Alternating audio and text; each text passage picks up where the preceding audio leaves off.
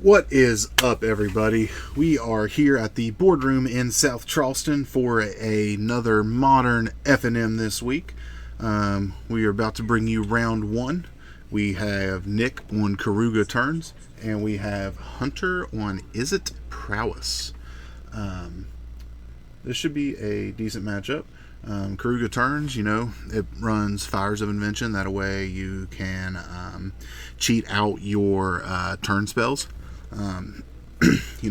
Free turns is free turns, and eventually you just get to the point where either A, the opponent gets upset and concedes, or B, they you just kill them with like a 3-power brazen bar, where just over and over again, or a Keruga beatdown, something to that effect. And then Izzet Prowess, a lot of burn spells, probably runs EI. And cards like Soul Scar Mage and Monastery Swift Spear, to benefit off of all these prowess triggers, all these spell triggers. Should be a fairly decent matchup. We do have Gigantha from Izzet Prowess, and we have Keruga, obviously, from Keruga Turns as companions here in this match. Am excited to be commentating for you tonight. If you don't follow the stream regularly, my name is Chris, and I will be doing the best that I can for you tonight. May or may not have a co-host popping in here. He said he was supposed to be making it. Don't know if he will or not. So that's where we're at right now.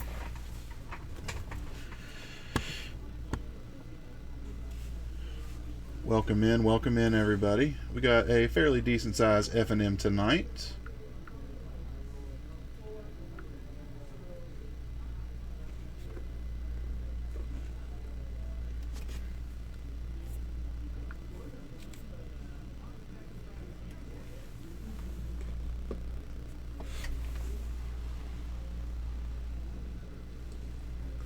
Alright, so Hunter was on the play. Nick played a Gemstone Caverns, exiling a Jace the Mind Sculpture to essentially steal the play. I'm going to start off with a Soul Scar Mage from Hunter. Nick draws, plays a Flooded Strand, taps the Gemstone Caverns, and deadgons the Soul Scar Mage. Drew a bobble over here for Hunter. See what we got here. Gonna crack a Scalding Tarn, going down to 19, 17 with a shock there.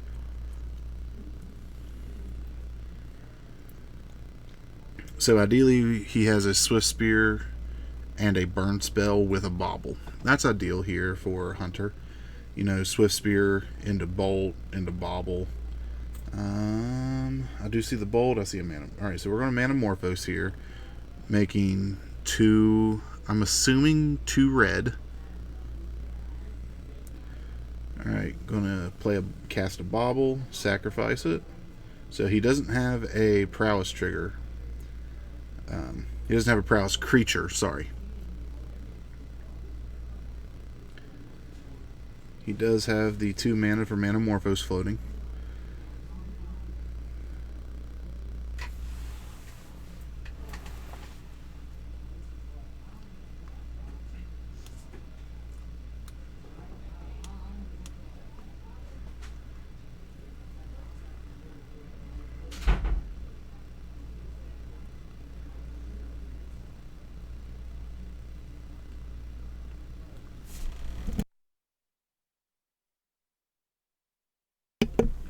Nick shocks in a Steam Vents, goes to 17, and gets Keruga to hand.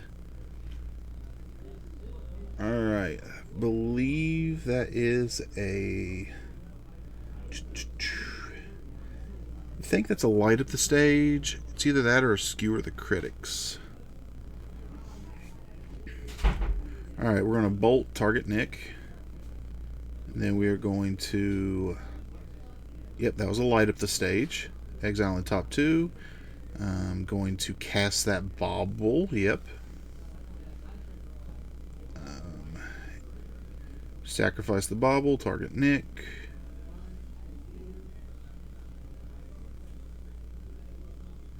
And we're going to Nick's turn here. Draw for upkeep.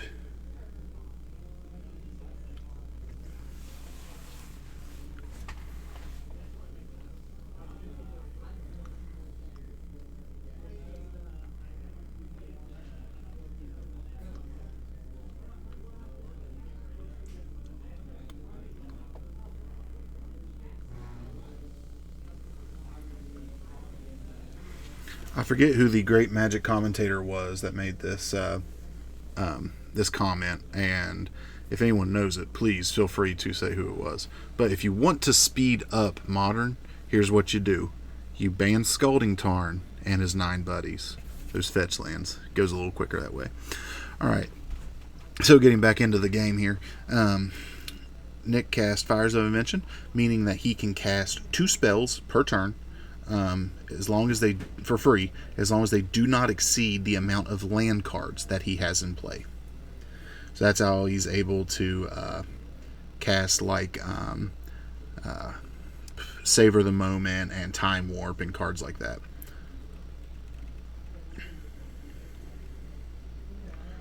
Alright, Hunter has a DRC into a... Was not able to tell what he put in hand or the bottom. He put a DRC off the EI.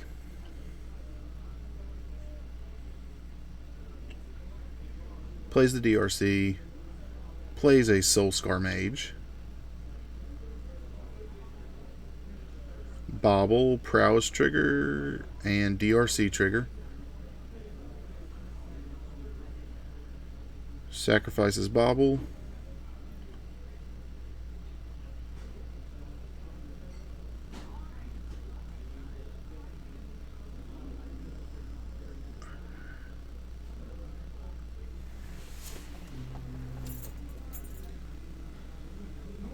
Alright, fires. So Nick can cast 2 spells as long as they are under 4 mana this turn for free.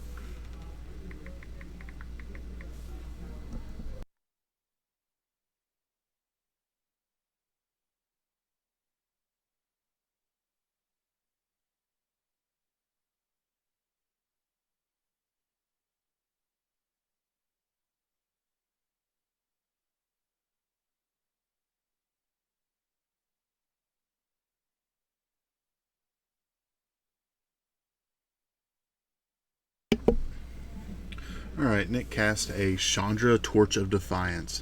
One of my personal all-time favorite Magic cards. I got a lot of them, but Chandra is a true all-time favorite for me.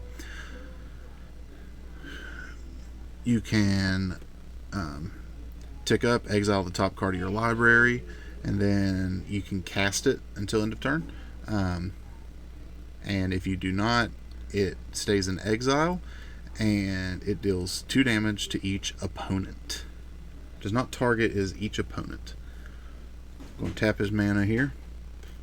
Cast a Time Warp targeting himself, taking an extra turn. So I believe this is turn 2. Sorry, extra turn 2, turn 3 total. He's got a Savor the Moment in hand. Ticks up the Chandra.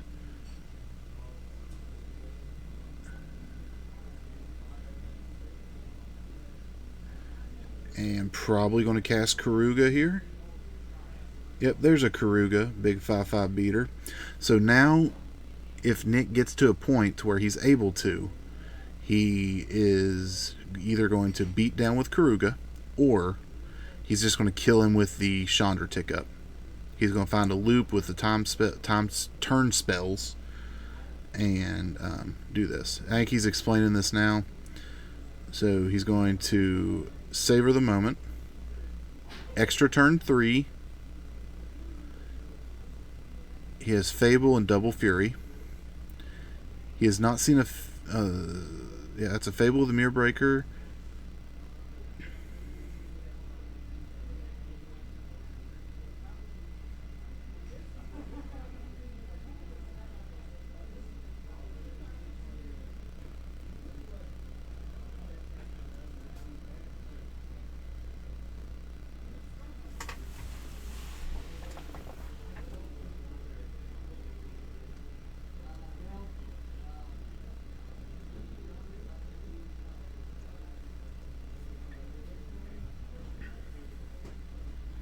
Nick is at a healthy life total, so he shouldn't have to worry too much.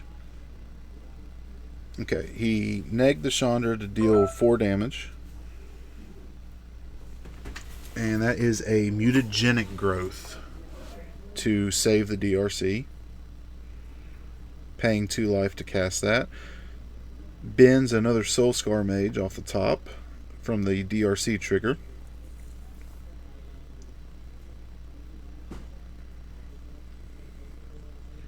Exiles a Fury to cast a Fury, hitting the...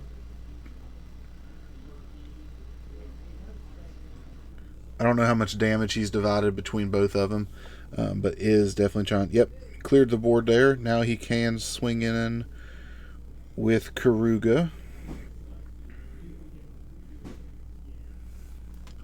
Alright, so that Fable is Nick's second spell this turn.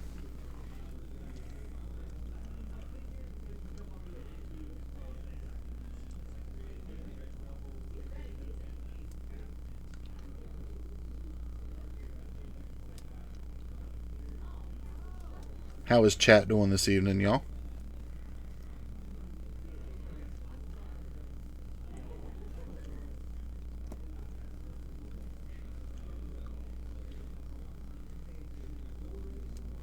Alright, there's that 5th land for Nick.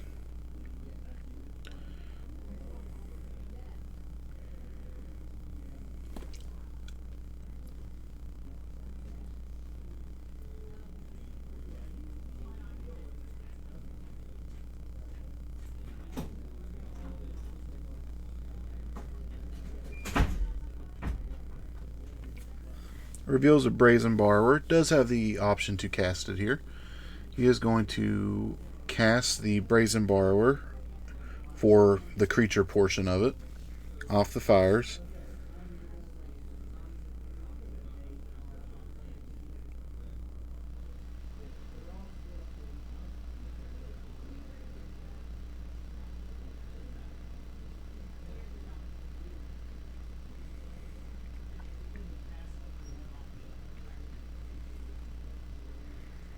Swings in with a Keruga and a Goblin off the Fable token. Creates a treasure token.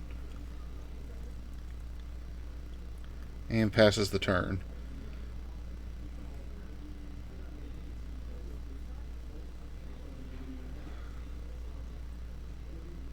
Alright, so we are going to game 2. I do believe Nick's got this. Going to game 2. Nick up a game. He be feeling good.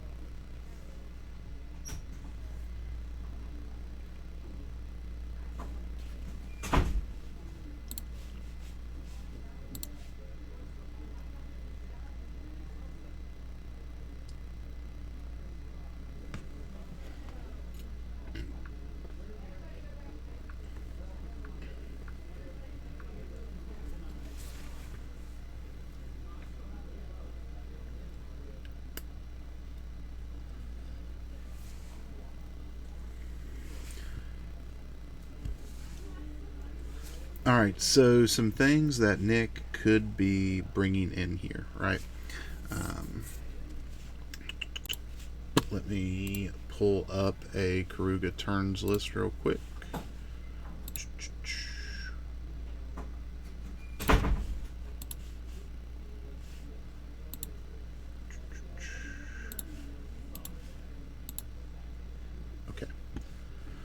So ignore this ad on the TV screen here, but we do have a Keruga turns list up here. This is actually by a young dingo. So it runs Fury for removal, Dead Gone, and Fire and Ice, all for removal. Days Undoing, Savor the Moment, and Time Warp are going to be our turn spells here. Fires of Invention is how he's able to cast cards for free. And if he is running a Leyline Binding version tonight, that's just some more removal. A lot of removal in this. Nick is playing Chandra Torch of Defiance, as we saw. That might be over the Hope's Beacon, new card. Hope's Beacon lets him copy his turn spell, so he gets to do it more. Yeah, it's a fun deck. We saw him play it last week. We didn't get to see too much busted stuff last week, but you know, we are getting to see some stuff tonight, so that is cool. Does look like we are shuffled up for game 2, so let's get into it.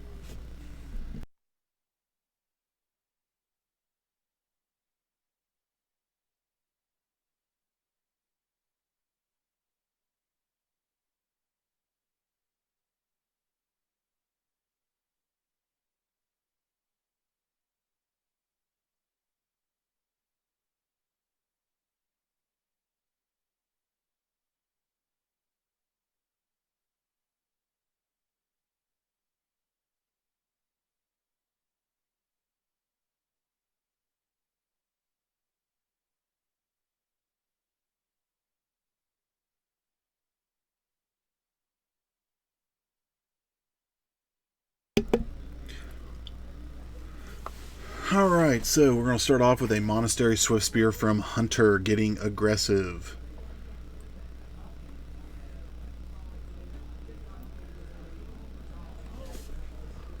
Nick plays I believe that's a Scolding Tarn, and passes. DRC, Swift Spear swings in. Did not have a second land. He did keep, looks... That may be a quadruple expressive iteration hand. And maybe that's why he kept it, just hoping to draw a land. But I definitely think I see 3 expressive iterations in that man's hand. And a bolt. I think I see... It might even be 4 expressive iterations in a bolt. That is going to churn through a deck if he hits that second land. Luckily, there are a lot of 1-mana spells in Hunter's deck. We should have Lightning Bolt, Skewer the Critics. Mutagenic Growth is a free spell. Light up the stage if he's dealt damage. Mistress Bauble. So, like, he can do a lot with just 1 mana.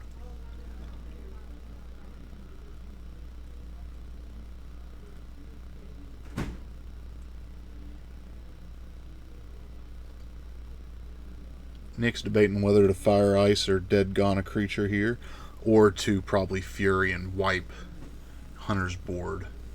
It's probably what he's battling with. Looks like we might go the Fury route. He's thinking, he's really thinking, he's still thinking. Passes the turn. At his upkeep, he's going to fetch, shock, and probably ice the land. This is probably what we're seeing here.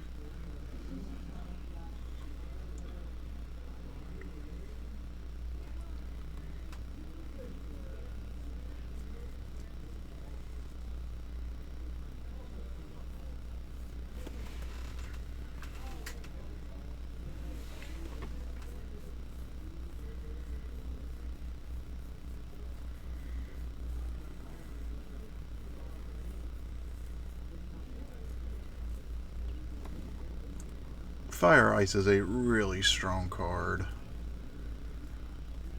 Swinging in for 2.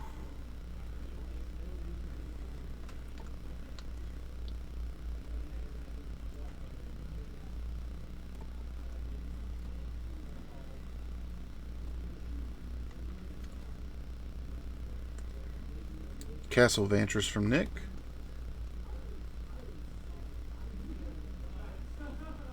Pass his turn.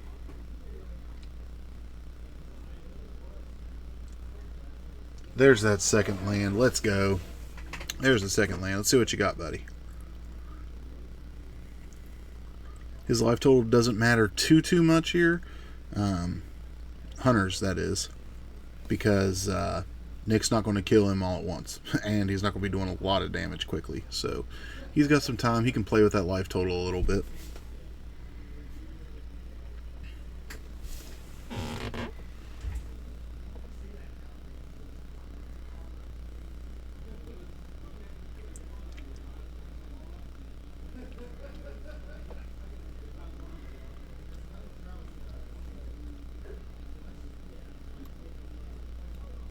Now, what would be really hot is off of an EI, he sees mutagenic growth, and bobble off of an EI. That would be really nice. Alright, there is a second Swift Spear.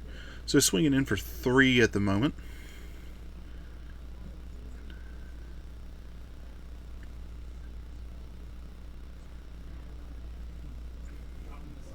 Going to petty theft something here. We are petty thefting. Probably going to petty theft a Swift Spear would be my call. Yep. Targeted a Swift Spear. So right now it's for 2 damage. I do not believe that DRC is delirious.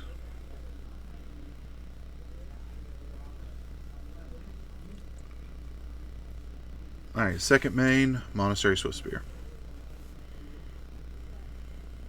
I think Nick just drew another Fire Ice. 4th land. Can play fires here.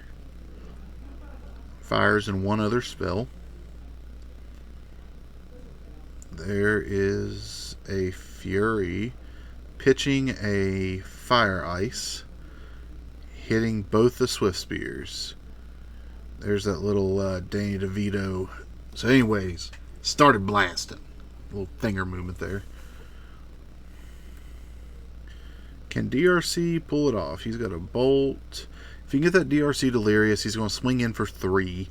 That's going to take him to 7. Bolt takes him down to 4.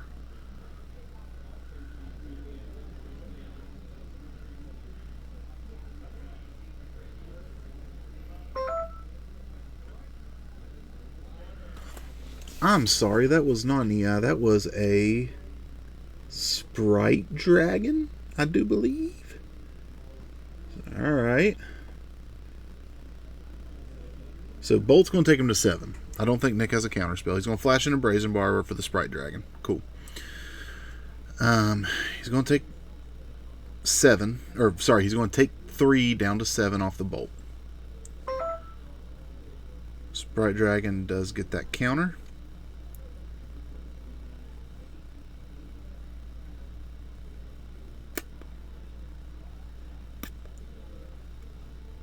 Is that Sprite Dragon? Hang on. It's definitely something with flying, because Brazen Bar were blocked. What's that Sprite Dragon?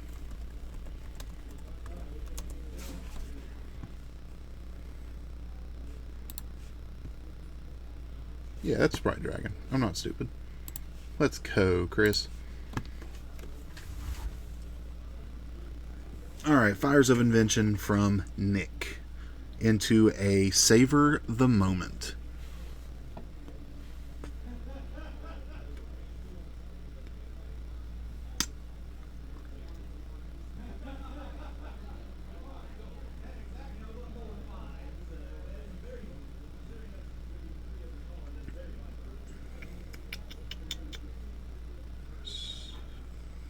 Fury, hit the DRC. I think this is where Nick may be able to lock it. Time Warp, targeting myself. He's going to activate Castle Vantress before he draws for his next turn to get 2 scries. There's a Dead Gone and could not see the other card. Bottom is both.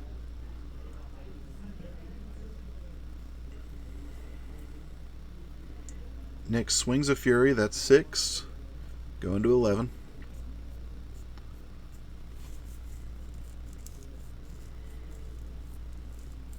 And a land.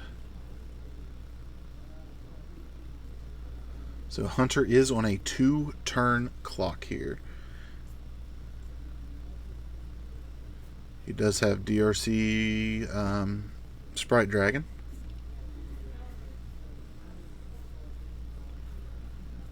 There's a EI, Express Iteration. He's going to look. Top 3. There's a land, a Soulscar Mage, and a DRC probably. Probably what I'm seeing here. Yep, there's the land. I would take the DRC if that is. Yeah, that's a DRC. I would take the DRC, bottom that. Then I would play that land, and then play both DRCs out so I have 2 blockers. DRC. So he did not shock the Steam Vents. I guess he's worried about removal off the top. Does make sense.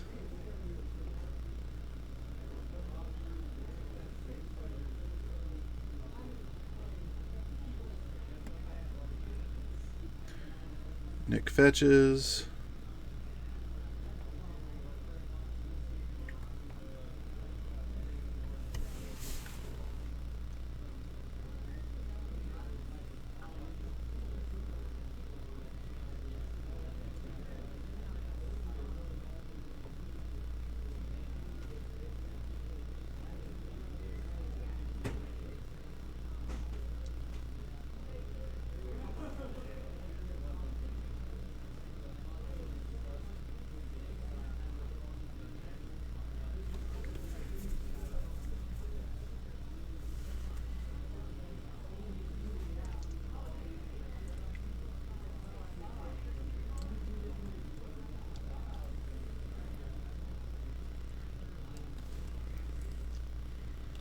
Keruga to hand, Keruga to field. Takes another turn.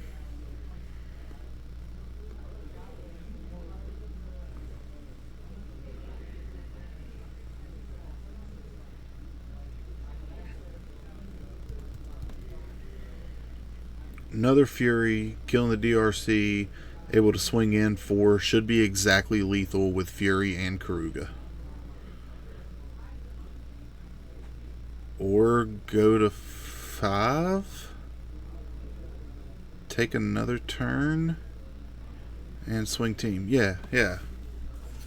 Alright, maybe I missed the part where Keruga was summoned sick, but alright, y'all. So we are going to be going to game 2 here, or round 2 here. That was game 2.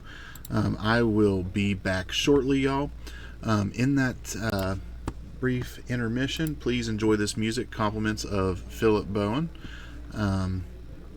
and we will catch y'all on the flip-flop for round 2. What is up, everybody? I am here with the winner of round 1, Mr. Last Spartan. Now, before we... I gotta come clean. Before we get into this... I gotta come clean.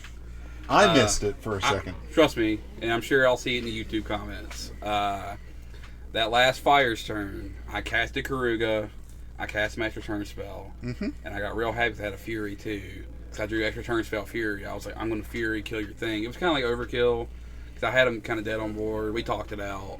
So I did break the rules. And I was told after the match, I wish someone would have corrected me in the moment, but the game was already over at the end of that anyway, next turn. So it does feel bad. Hunter's a good sport. He told me I just have to feel bad about it. He's fine. Dude, that game too, he kept a 1-lander, quadruple Sprite Dragon.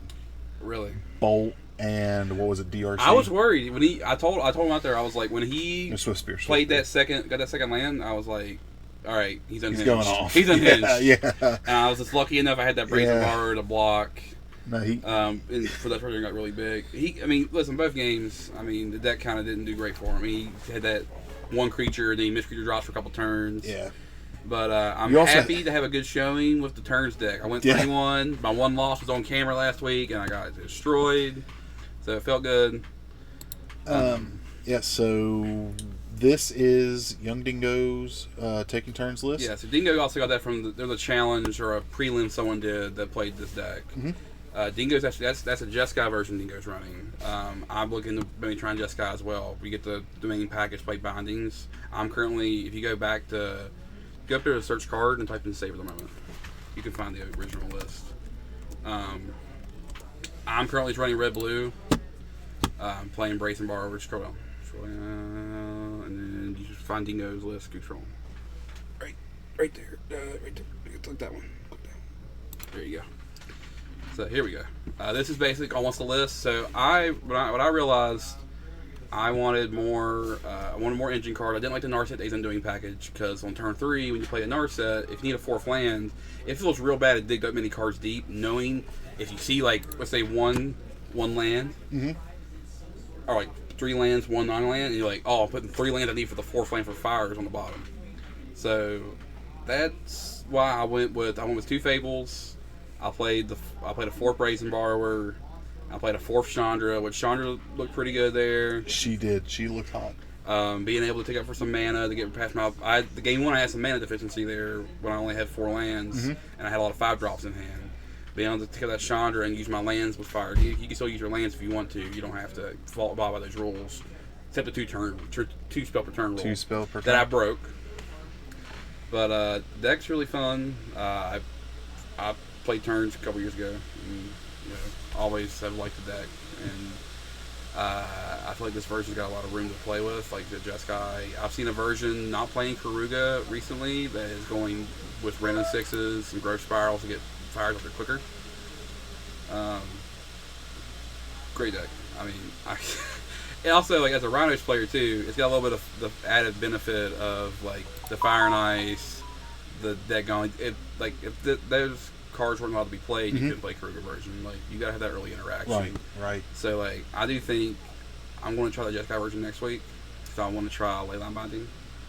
Well, we have bindings. Yeah, it's the comparison. Brazen Borrower or Leyline Binding. Brazen Borrower can be a threat to end the game with your turn spells, just dinking them, dunking them for 3. Or you can play a high tier removal spell, and then you get the added benefit of starting to splash white. And your mana might be a little worse, but you get 3 Fairy, the Supreme Verse on the side, Wear Tear. You get the better sideboard cards you can get in white. I like the extra removal in binding. I like the extra removal in Supreme Verdict. I like that a lot. I definitely think that is a good route to try, but I'm also not hating this Current build? Current build's 4-1. I mean, I did make a couple tweaks. Only lost game was on camera against Matt. I've beaten Murktide, Prowess, Affinity, and there was one more deck I can't remember off the top of my head. It might have been a Shadow deck because there's a lot of Shadow decks running around this place. A lot of there's a lot of Thoughtseize in the room tonight. So a lot of Thoughtseize in the room tonight. So if I'm on camera next time, I'm probably playing a Thoughtseize deck. So and that's doesn't bode well for me game 1. Well, I'll tell you what. Thanks for coming in here for your. Shame me in the comments on the YouTube comments for that terrible Fires line. But it's FNM. We play pretty loose, and we learn from our mistakes. So and I'm a Fires player. I've been playing Fires for years, so I should definitely know that. I mean, you started playing Fires when Pioneer came out. I just got real excited when I hit Fury Saber, and I realized I cast the Keruga to get that. So my B, thanks to Hunter for being a good sport about it. He definitely couldn't have been. He could have been like, hey. I told him like, hey, I'll give you the win. We'll play game 3, but he was cool about it. He was like, I don't think I was gonna win anyway. It's like, appreciate it. So good sports all around right here at the boardroom. So fun times. All right, man. So hope to see you back in here again. And y'all, I had a small technical issue. I'm going to try to fix it real quick. No promises. But in the meantime, we will be right back. And if I can, enjoy this music by Philip Bowen. Welcome back, everybody. We are here for round 2 of this modern FNM at Boardroom Games, Brews, and Comics in South Charleston, West Virginia. And we have an interesting matchup here. We have Sulti Death Shadow versus Grixis Death Shadow. The classic versus the special treatment here. Don't know what all Sulti Shadow has in store for us.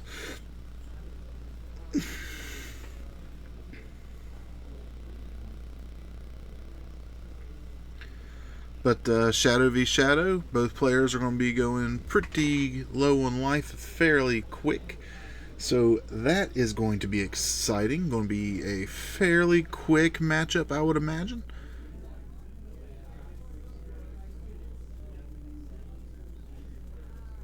Alright, so straight off from Elliot, we have Cycle Street Wraith, draw 2 cards, fetch, shock. Man, this is explosive. 2, 4, 5, 6, 7, down to 13. Into a Thoughtseize, maybe? That would be kind of hot. Into a Thoughtseize.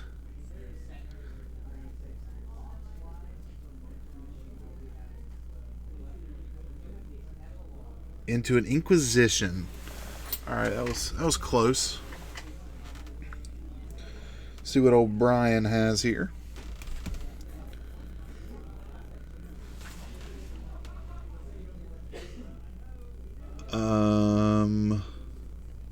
I see Ragavan. I see Drown in the Lock.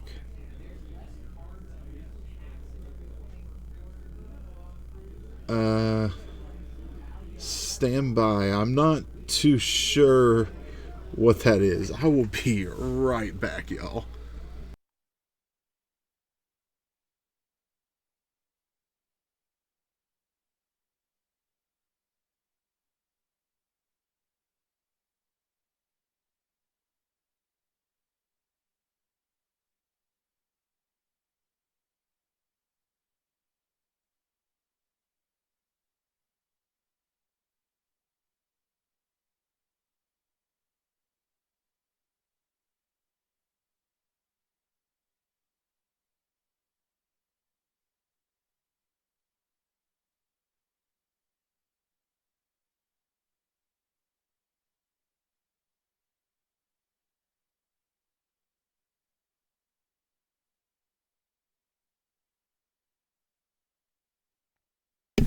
Alright, so that white card that we had there, that is a Fable of the Mirror Breaker. I was really curious what it was. So it's the Fable of the Mirror Breaker saga. He, instead of writing the text in the white part, he drew some pretty cute little kiki-jikis. Welcome in, everybody. Welcome in. Feel free to hop in on this chat.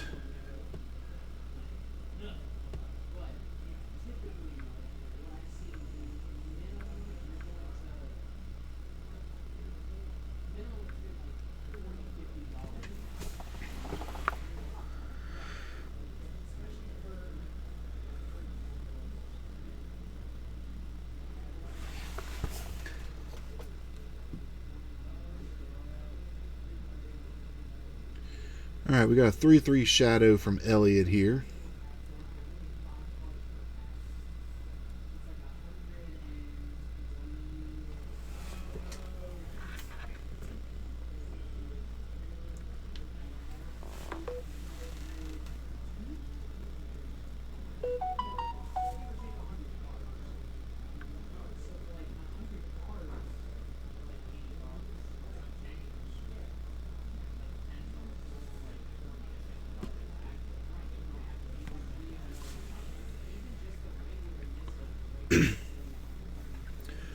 Drown in the Lock took care of that shadow, given the amount of cards in the grave.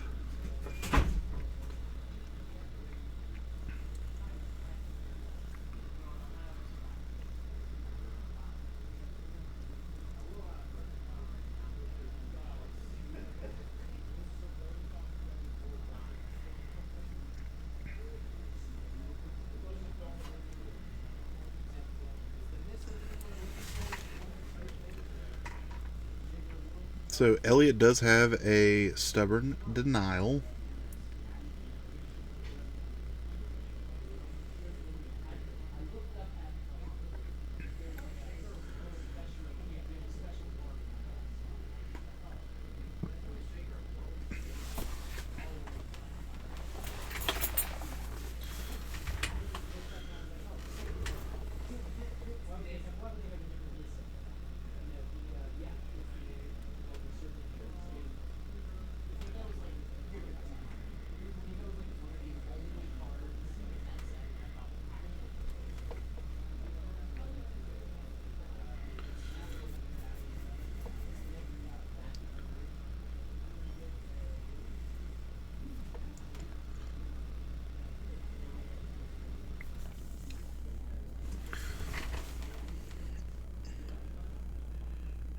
Alright, we're searching here. We're fetching. We shocking? We're not shocking. We tutoring. I like the green for the Goyfs. I like that a lot. A little more resilient. Goyf is going to be a fairly large boy here. Definitely have instant sorcery, land, enchantment, and creature. Goyf is a 5/6. It's a big beater. Dies to a fatal push, sadly. Looks like Brian had land in hand. Dashes a monkey, swings a monkey, reveals a land, gets a treasure.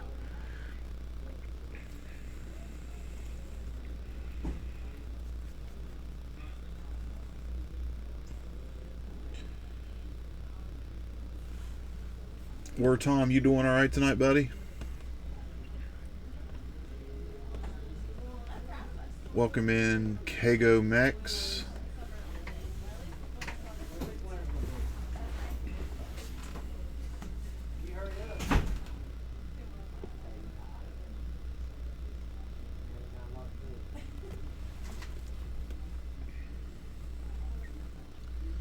Thanks for tuning into this modern FNM stream.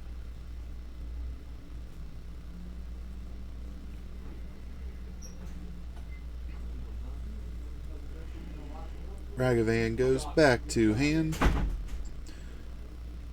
Elliot's Swamp into probably a Tarmogoyf here. Yep, there's the Tarmogoyf. Does have Ferocious for stubborn denial.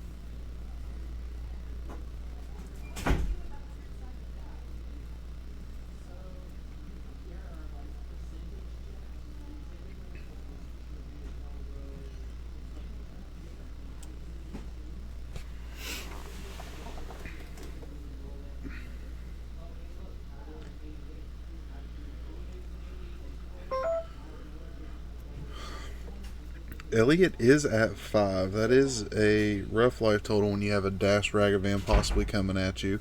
So you can't get too excited with the Goyf.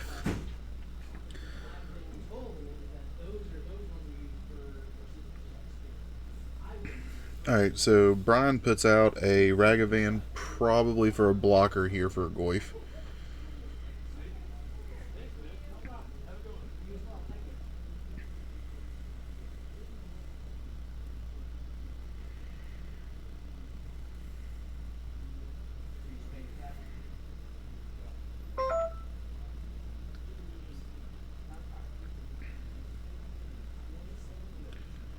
There's a Grist.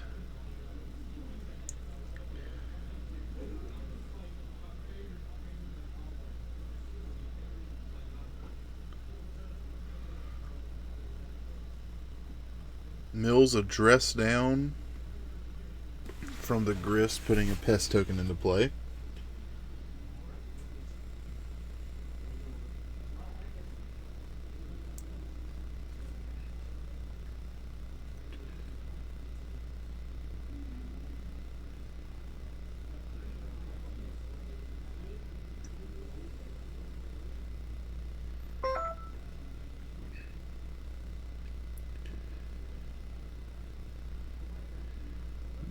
Brian's going to fetch here down to 10.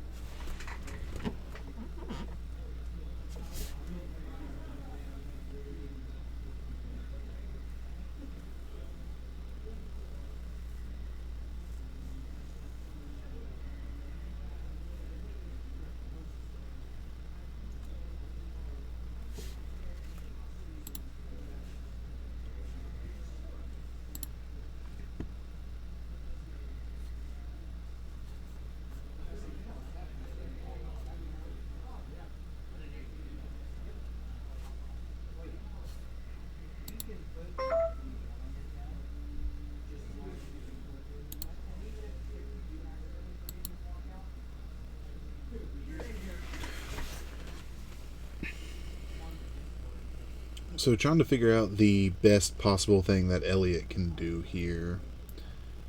Do we take the grist down? Yep, mill the grist, or mill off grist. Goif becomes a 6/7. 2 pests. Swings the Goif. Obviously, chump with the Ragavan. Poor monkey was not living very long.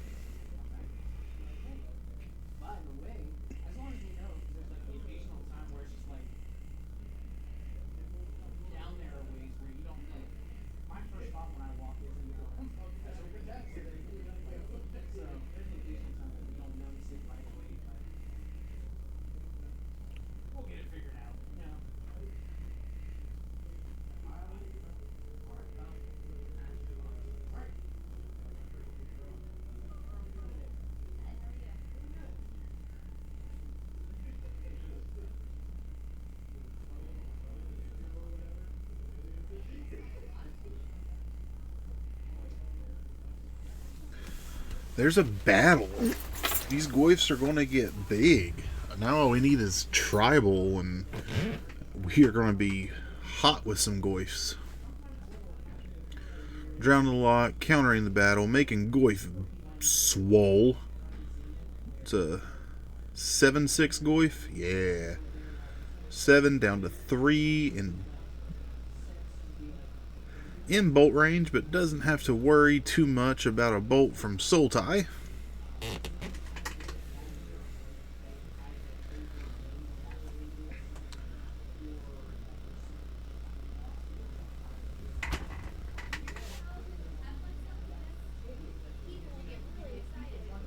Terminate. Hits the Goif.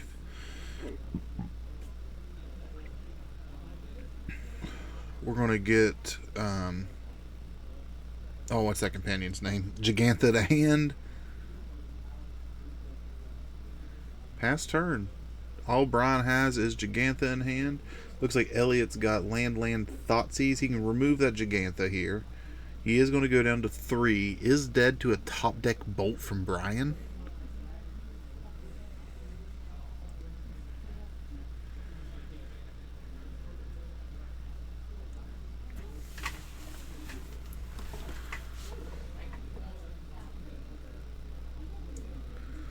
Swings in with the pest, taking Brian down to 2.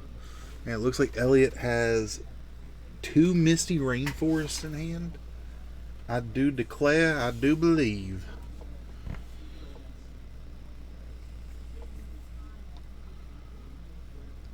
Welcome in, y'all. Welcome in to this modern FNM. Looks like we're coming to a conclusion here on game 1 of round 2. We have some Sulti Shadow versus Grixis Death Shadow. Brian drew a Ledger Shredder. Elliot uses Grist to kill the Ledger Shredder. Pops Bobble, targets Brian, sees if he's dead to a top deck bolt, possibly.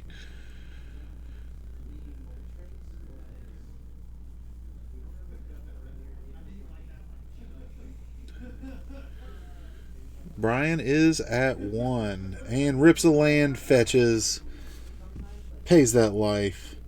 Brian said, I'm going out on my own terms here. I'm sorry to hear that, Jay Snodgrass. You did get a chance to tune in. I'm glad to have you here. Yeah, he went out like a man. He said, look, I'm going out on my terms. I drew a fetch land. I'm gladly going to go out on my fetch. So Elliot is up 1 with Sulti Shadow here.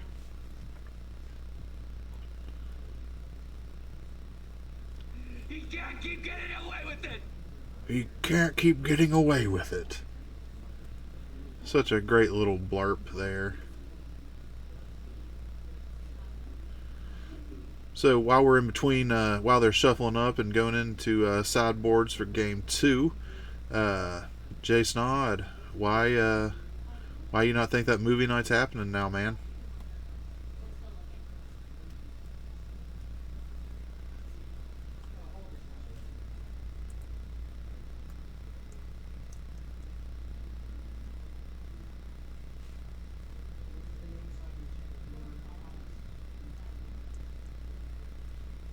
So I personally, when it comes to Breaking Bad, I've only watched I think it's the first 2 seasons.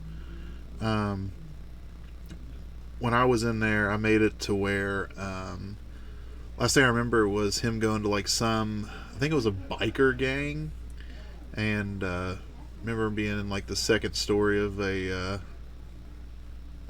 some building that he blew up. They assume the sound system protector is.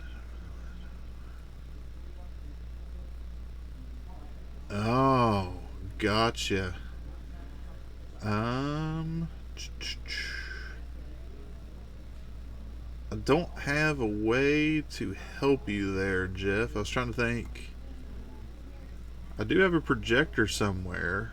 I definitely don't have a sound system.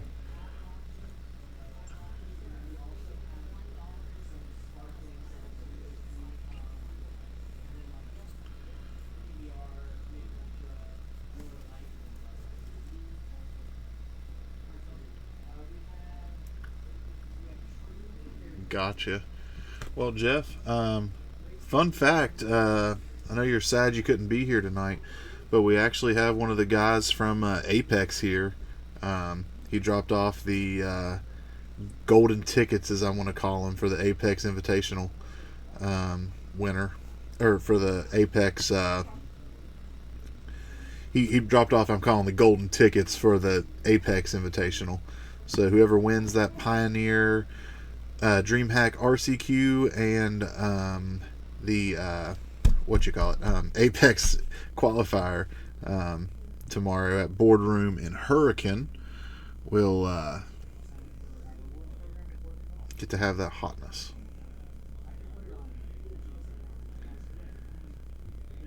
Yeah, man, he dropped him off tonight, and he was going to try to make it back in time for his FNM and Apex, and he saw there was a lot of traffic on 77 on the way back. So I was like, well, do you want to play? He's like, oh, I ain't got a deck. So I said, well, I got a spare right here if you want to go for it. So he decided to join in with us tonight. That was really cool. Really cool. Am enjoying this Sulti Shadow list that Elliot has put together. A lot of tutoring. The battles are cool. Growing Goyfs. Alright. Starting off with the Thoughtseize, showing the battle, Tarmogoyf, Fatal Push. I think that battle is the Battle for Ikoria, I think is what it's called.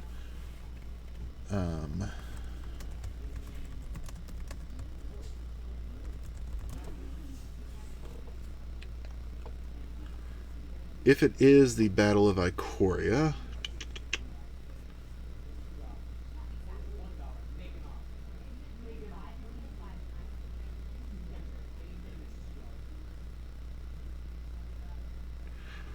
So he's able to search his library or graveyard for a non-human creature, which he uses to tutor up things like Shadow and Goyf, and puts it into the battlefield. Then he searches his library.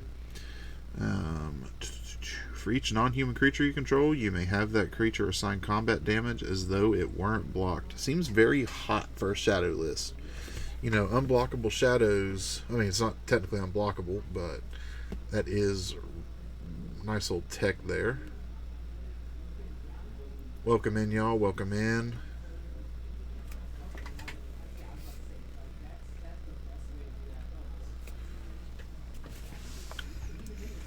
Alright. So Elliot went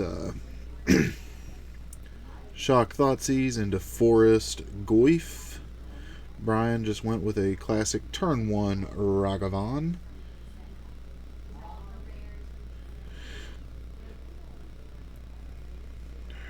Brian cracks a fetch. Does have a fatal push for the Goyf, I believe.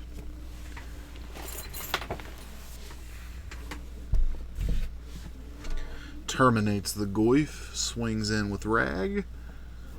We're going to see that top card from Elliot. It is a...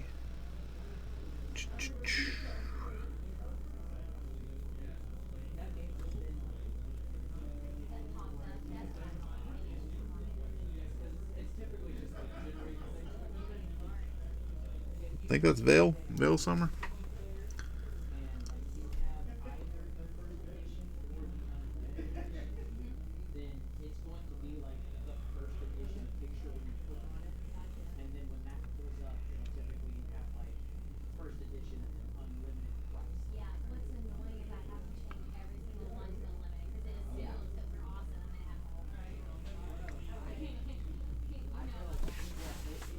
Alright, Bobble from Elliot. Bobble, target Brian. Reveals, we can't see it. Elliot knows.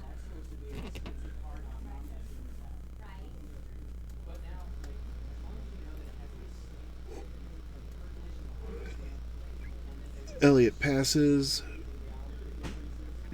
No, Elliot doesn't pass. Elliot fetch. Down to 11.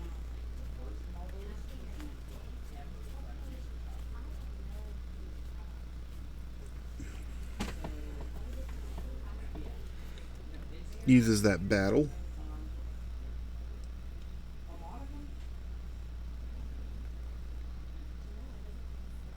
Gets a shadow. It's a 2/2 Death's Shadow. 3/3. Alright, Elliot's at 10, okay. Okay, no. 2/2 Shadow. There we go. There we go.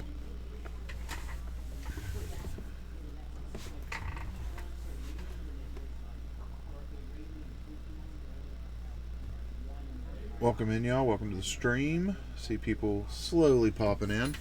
We are in game 2 of round 2 of a modern FNM here at the Boardroom Games, Comics, and Brews in South Charleston.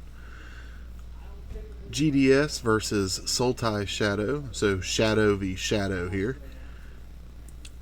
Brian goes into an expressive iteration.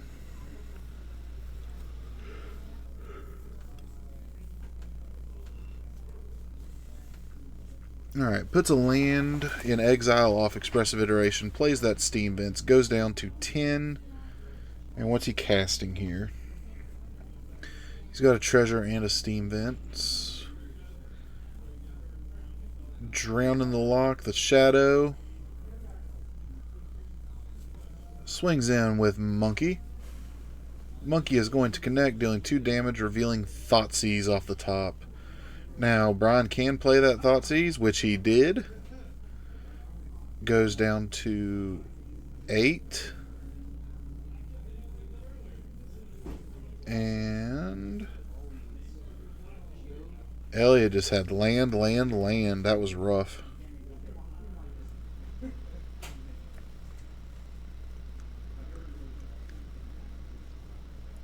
Rips a Thoughtseize, goes down to 5. DRC expressive iteration Thoughtseize. Takes the expressive iteration.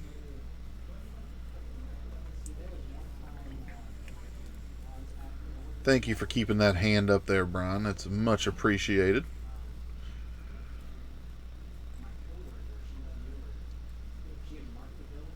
Swings in with Ragavan. Reveals a Street Wraith, right? Yeah, Street Wraith.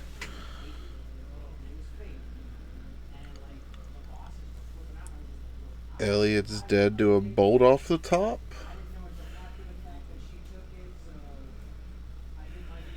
Now, Brian could be risky here. And yeah, he cast the Shadow, or the Street Wraith.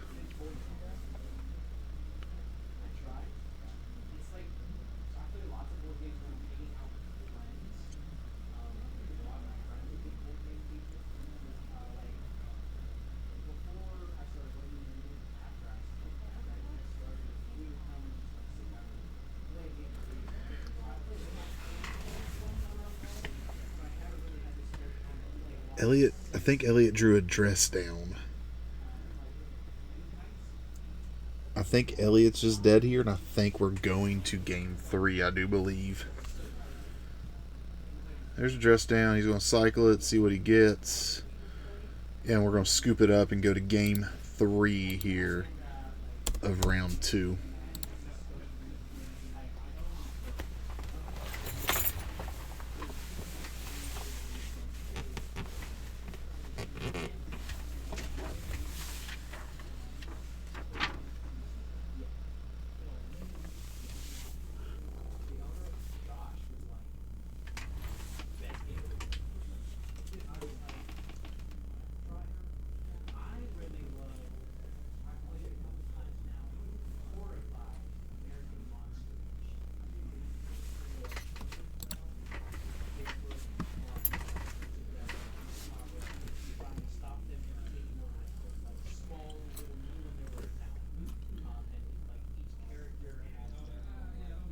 Alright, y'all, shuffling up here for game 3.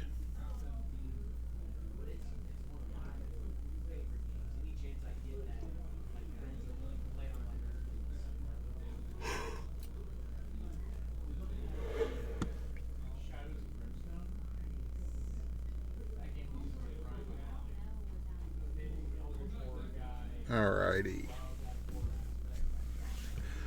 Elliot's going to be on the play here.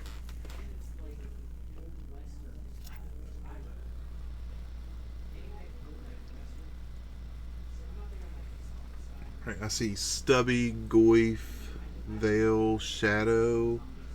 Not seeing any lands in Elliot's hand. That is rough.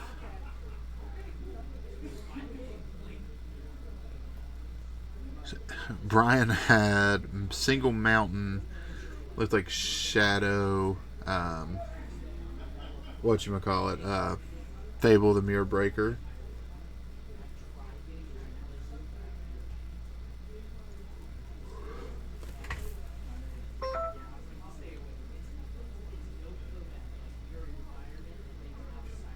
Hydrate, Elliot. Hydrate, buddy.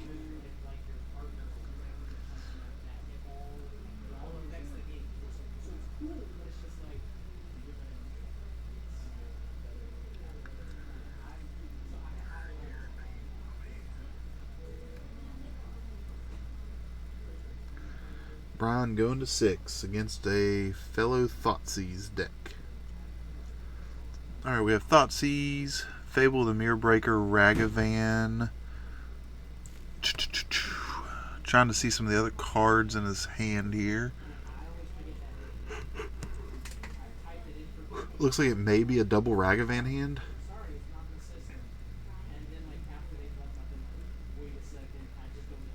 We're going to fetch shock Ragavan. Elliot's going to respond with a fetch. He's not going to respond with the fetch.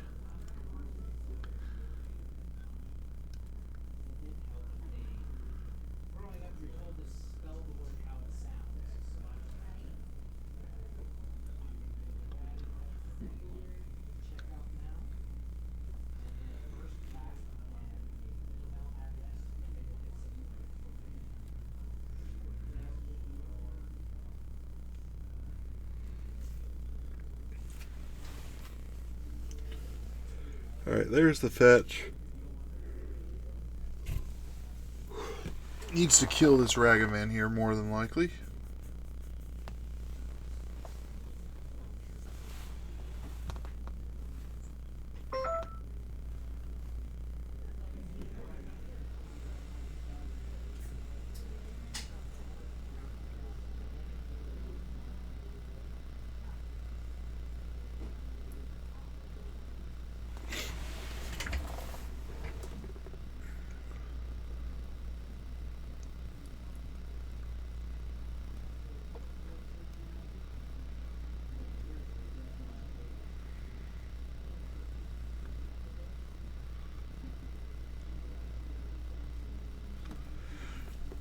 Hits a fatal push off the Ragavan hit.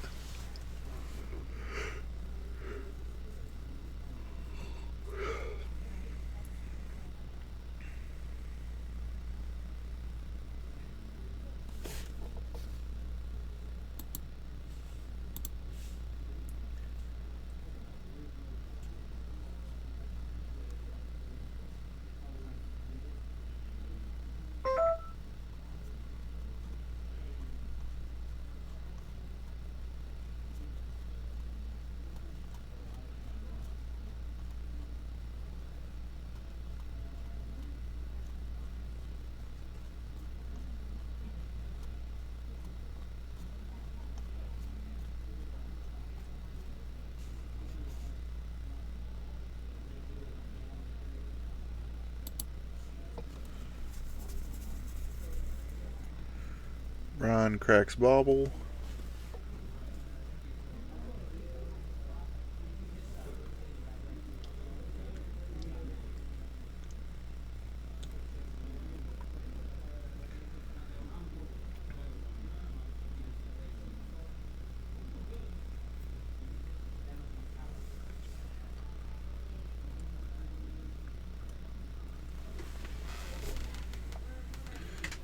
Tarmogoyf from Elliot.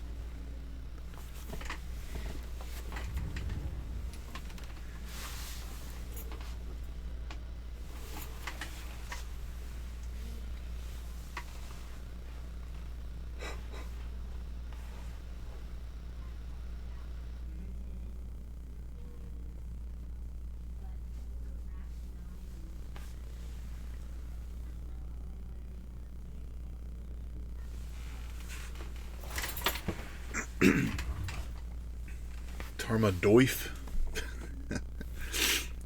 It is a 3/4 Goyf here. Thoughtseize. Fetch. Response. Veil of Summer.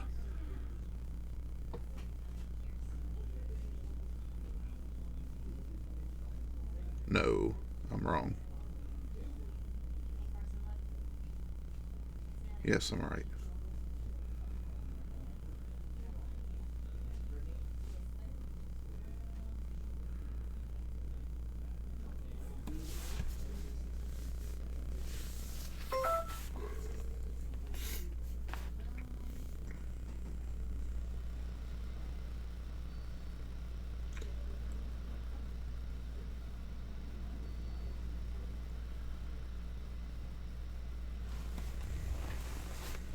Alright, Elliot, let's see what you got, buddy. Mishra's Bubble.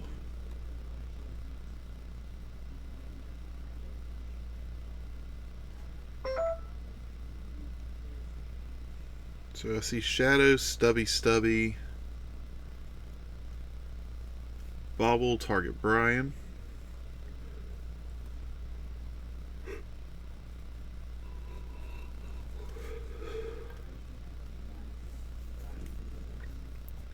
Going to do a little tutor here. Gets a polluted Delta, fetches.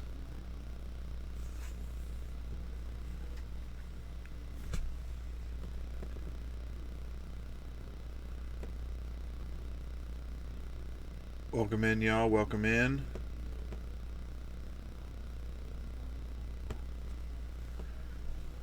For those of you tuning in, we are on game 3 of round 2 of this modern FNM at the Boardroom Games and Comics and Craft Brews in South Charleston, West Virginia.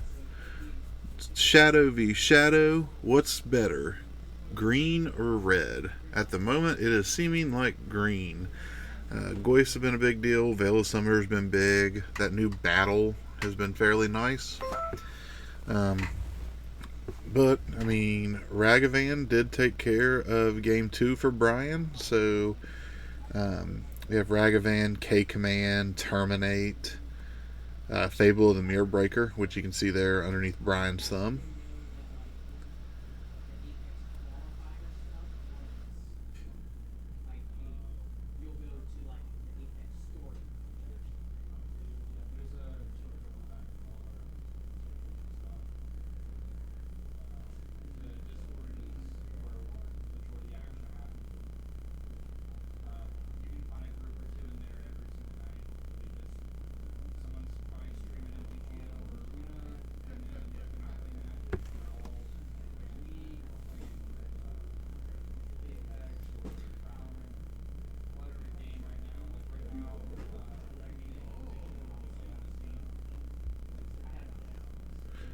So yeah, Max, we did have a bit of, my fan actually did kick on here on the laptop here, but I will try to fix that for you. Let me know if this is too quiet or too loud for you, Sheriff Max. How are we sounding here?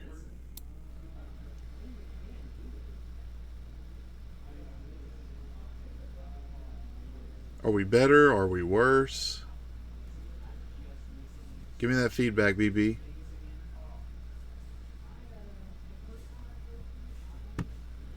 Hard to read the names in the banner.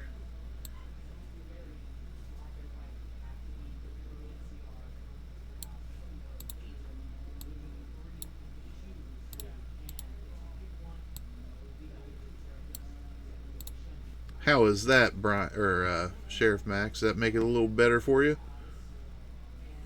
I'm sure you're probably seeing this from a mobile device. Might be a little hard on a mobile device.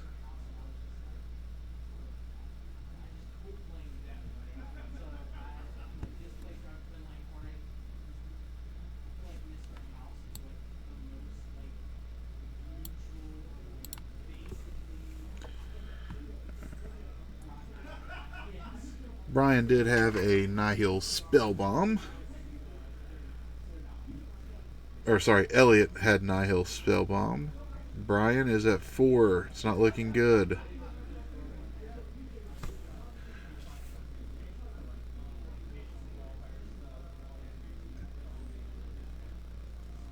Gotcha. Well, Max, I am glad to see you in here, buddy. I do appreciate the constructive criticism. We'll do anything we can to make this stream better for the viewers.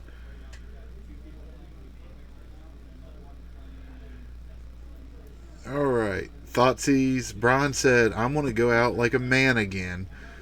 Thoughtseize. And then Elliot said, no. What happened here? Oh yeah, it got stubbied.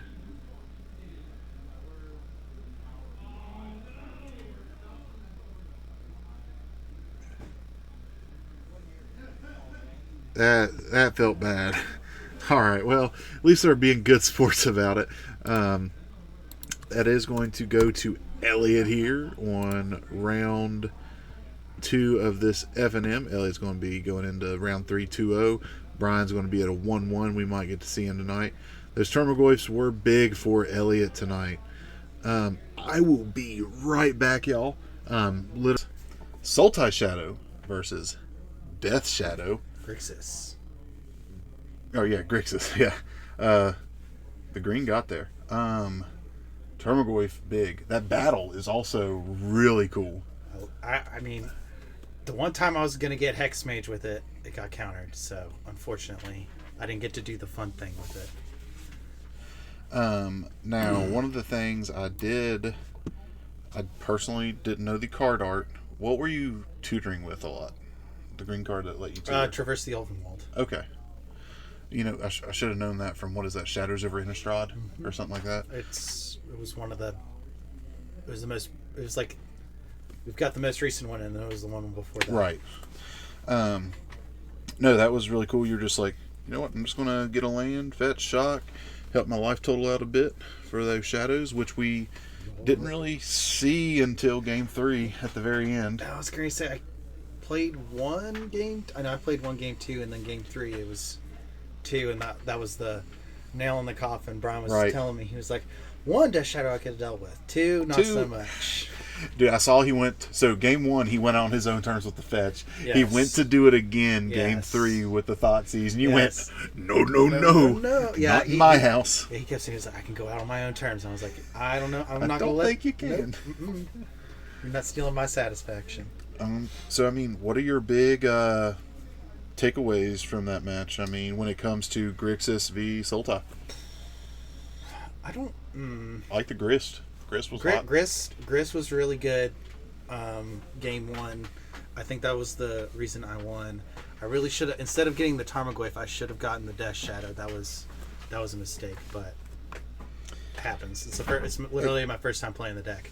I mean, we got to whenever it comes to playing it's an FNM. You know, you don't have to stress as much, and here at FNM is where you learn what interactions would be best against other things, unless you're just playtesting nonstop on MTGO. I don't have time for that, unfortunately. So I mean, seemed like it was pretty clean. Didn't see anything that really was like, I don't know about that. It seemed to flow right. Yeah, I think the only real mistake I made was grabbing the Tarmogoyf off that instead of a Death Shadow that I could just play right away.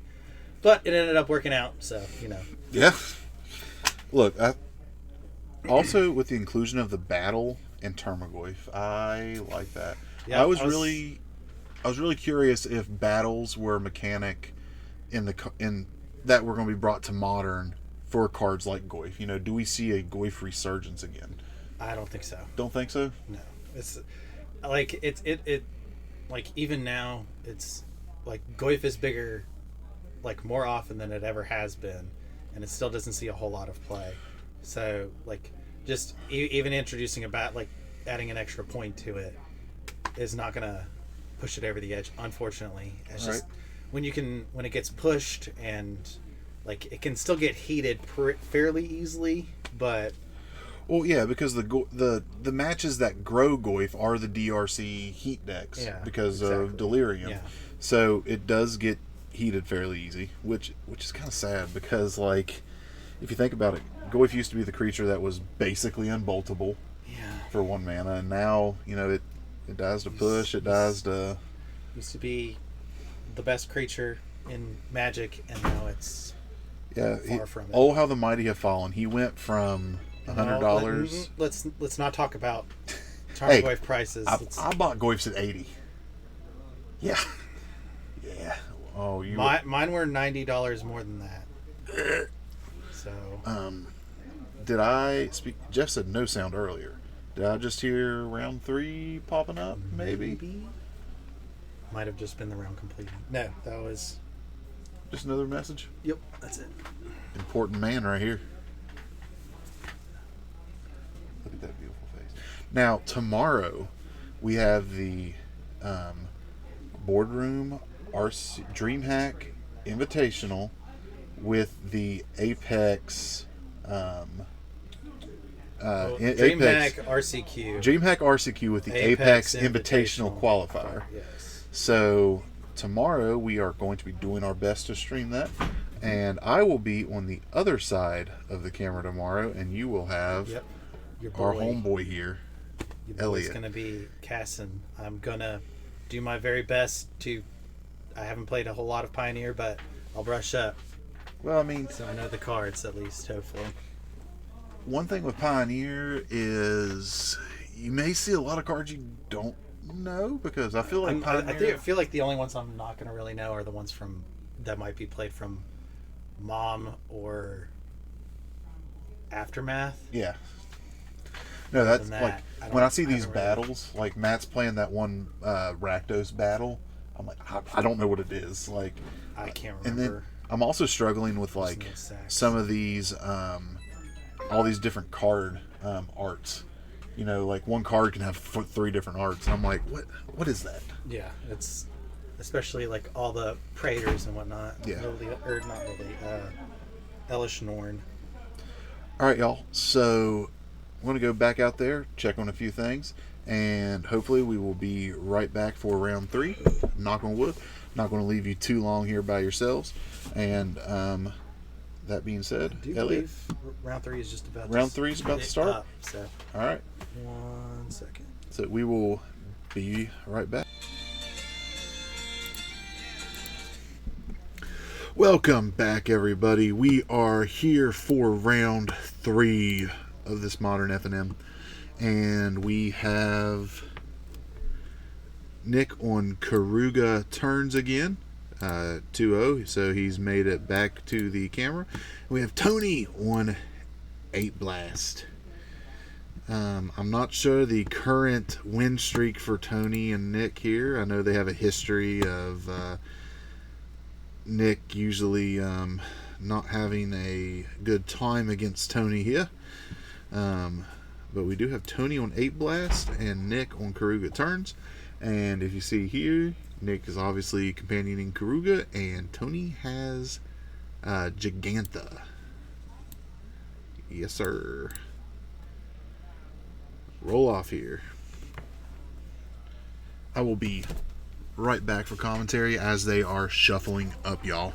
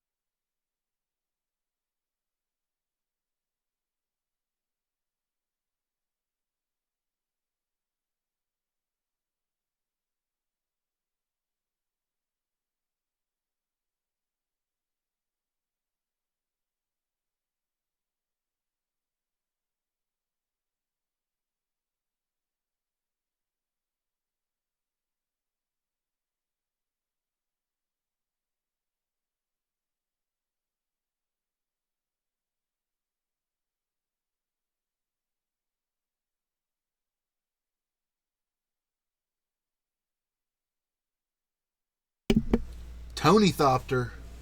Hello, hello, y'all. I am back here for this round 3.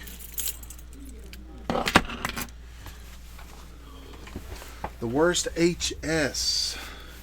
Welcome to chat. Happy to see you here.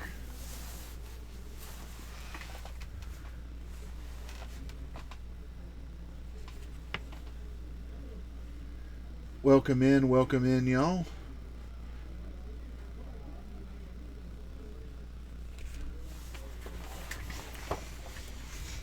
So Nick is going to be taking a mulligan here. And another mulligan as I see. Nick's Tony luck is not panning out again. That is sad. Like I said, this is Tony is Nick's crutch.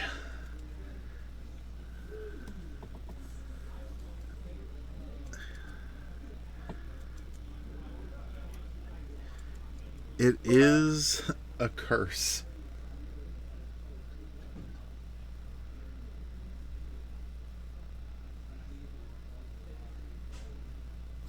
So as we're streaming, getting in, shuffling up, trying to get opening hands here for round 3. Anyone have any questions?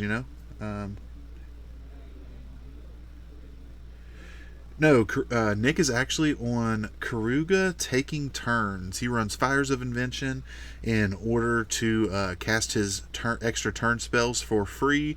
He runs cards like Chandra Torch of Defiance for extra mana or to help end the game when he's taking his extra turns. And he just has Keruga in there as, a 5/4 beater that also gives him some advantage with his ability.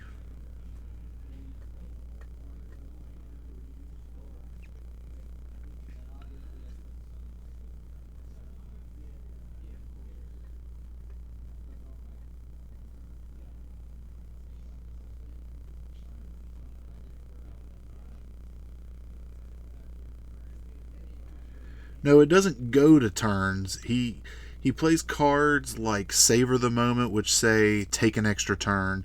Time Warp, which says take an extra turn.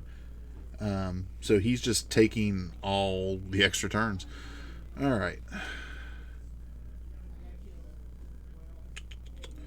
Tony swings in with Ragavan, reveals a Scalding Tarn off of Nick's library. Gotcha. Sorry, I thought you meant that it was a grindy matchup and it goes to turns. Sorry.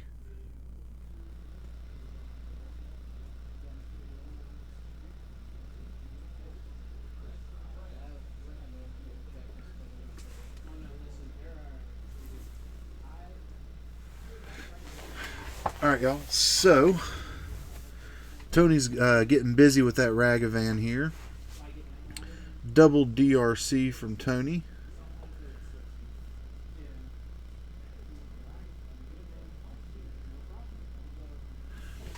So I was actually able to pull up Nick's list earlier, but we are having some technical difficulties tonight with the internet browser and the stream. It's not quite wanting to work exactly the way we want it to tonight. It's been fine these past few weeks, but tonight's just for some reason not wanting to work. But if you do have any questions, I can pull it up here, and I'll do my best to answer any questions that you may have for it. Tony, I'm not 100% sure exactly what all Tony is going to have. I know he's obviously got Ragavan's DRCs. He has an artifact deck at his core. Tony is an artifact player. I mean, as you said when you came in, Tony Thopter. Galvanic Blast, Lightning Bolts, probably some Shrapnel Blast and Light Up the Stage from Tony, as well as Mishra's Bauble, Pirate Spellbomb, and Springleaf Drum. And we should see some Urza Sagas from Tony. There's a Fire Ice from Nick on Keruga.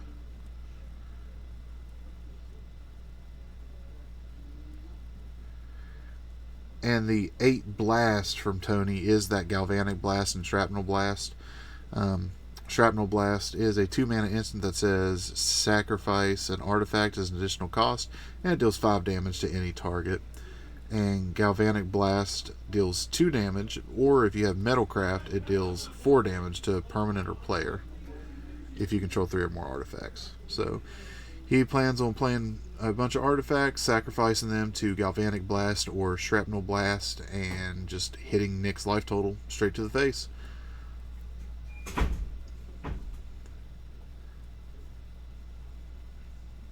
Alright, there's a Fable of the Mirror Breaker. Comes in, Chapter 1 is going to create a 2/2 Goblin token that says when this creature attacks, create a treasure token.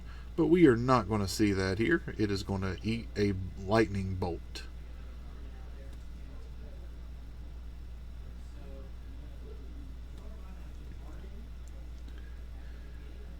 Keep in mind, Nick also had a mold of 5 here going into game 1.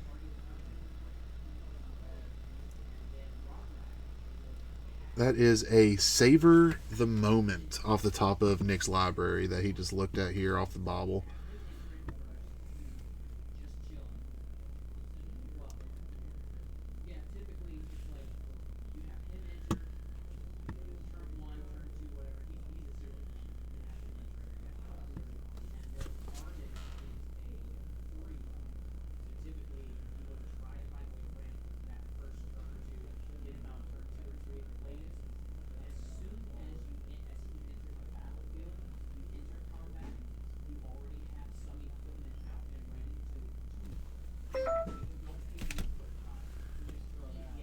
Alright, Bomat Carrier.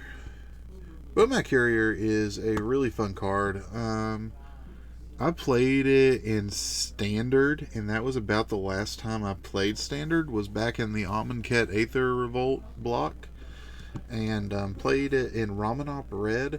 Just a good creature. Whenever it attacks, you exile the top card, and then you have the ability to, I think it's pay a red, sacrifice Bomat Carrier and discard your hand, and you get essentially a new hand with the exiled cards off Bomat Carrier.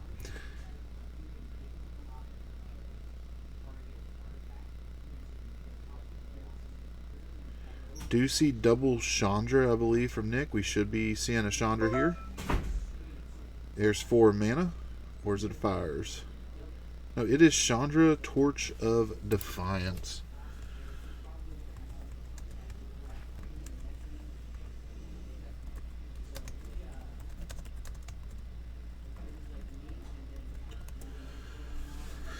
Alright, so Chandra, 4 mana Planeswalker. Exile the top card of your library. You may cast this card. If you don't, she deals 2 damage to each opponent, or you can tick up for 2 red. Neg 3, deal 4 damage to a target creature. And Neg 7, her ultimate. It is a game-winning ultimate. Whenever you cast a spell, this emblem deals 5 damage to any target. So in Keruga turns, whenever he does take these extra turns and he gets that Chandra up to ult, any spell he casts in any of his turns, it just domes whoever he's playing against for 5.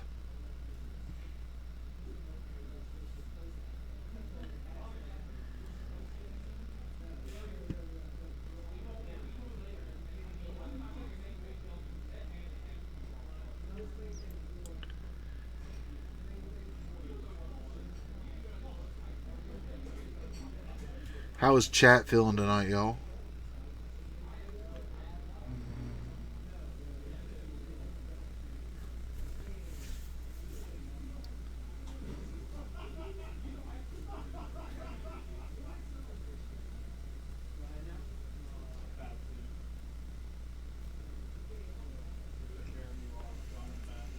Gigantha.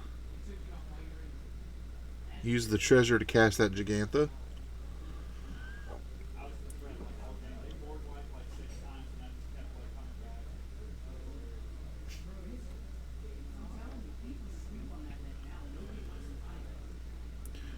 Alright, Nick, draw Fable Trigger. Turns into a Kiki Jiki, essentially. It's called Fable with Mirror Breaker, but or Kiki Jiki Mirror's Reflection, I believe. But it turns into just a classic Kiki Jiki.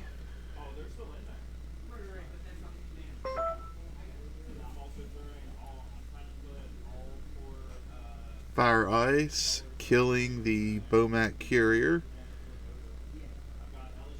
Now, one thing about Bomat Carrier is it exiles the cards face down, so he never gets to know what those cards were until the end of the game.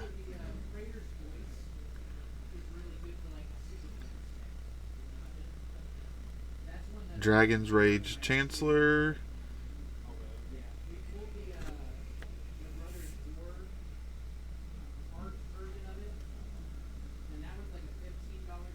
Uses a Galvanic Blast on the Kiki Jiki.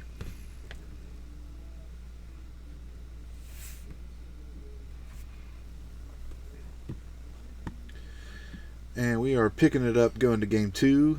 Game 1 went to Mr. Tony here. Tony Thopter. They're great.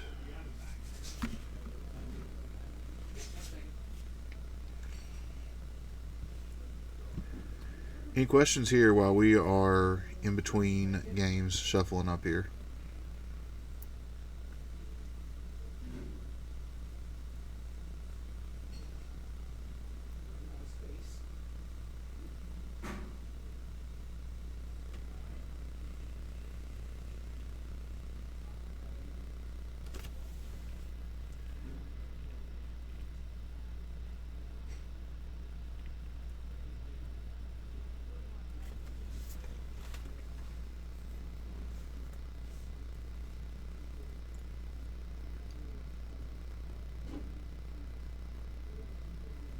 Do do do do do. Do do do do. Do do do do do do do do do.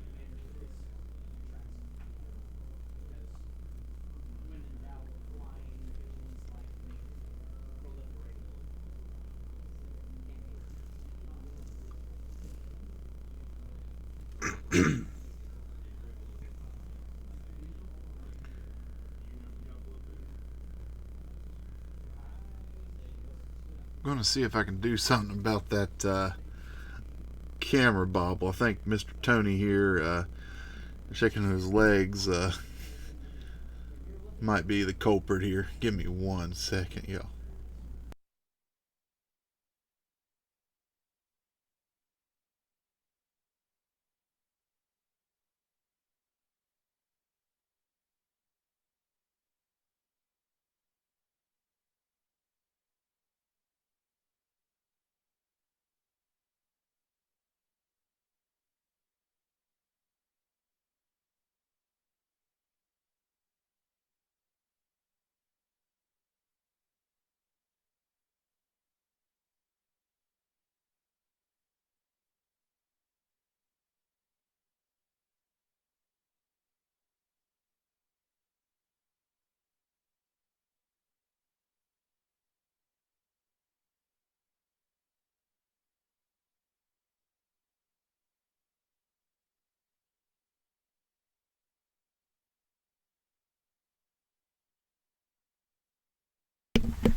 All right. Sorry, I'm not Matthew McConaughey. But let's see what all happened here since I've been gone. We had a Den of the Bugbear from Tony into a Bomac Courier and a Bobble. And then that Bomac Courier got dead gone by Nick.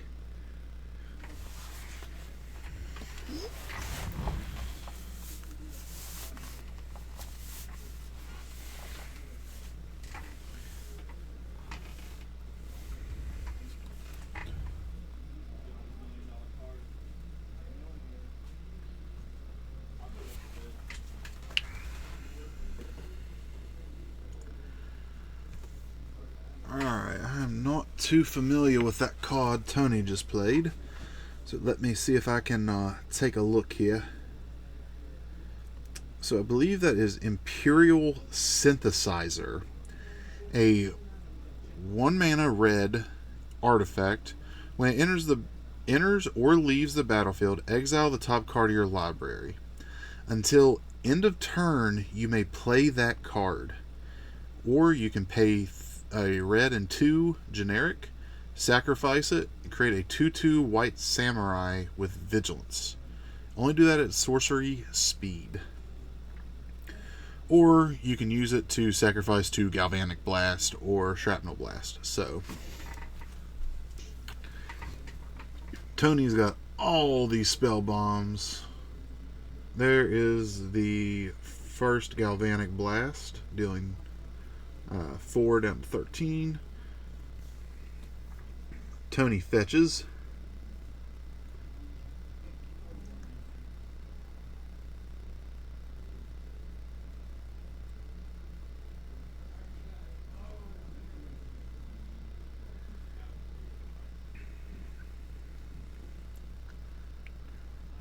And there's another Galvanic Blast.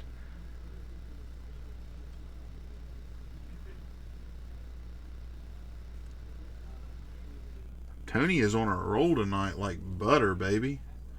Like butter. Sacrifices that to create the 2/2 white vigilant samurai.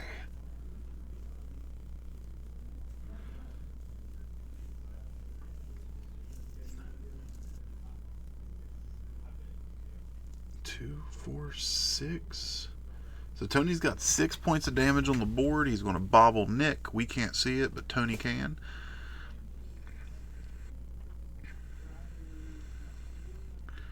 Drew for Nick's upkeep off the bobble. Nick is in a tight spot here, I believe, because he's looking at 6 damage. If I'm Tony here, I'm probably sacrificing this other bobble to try to draw another galvanic blast.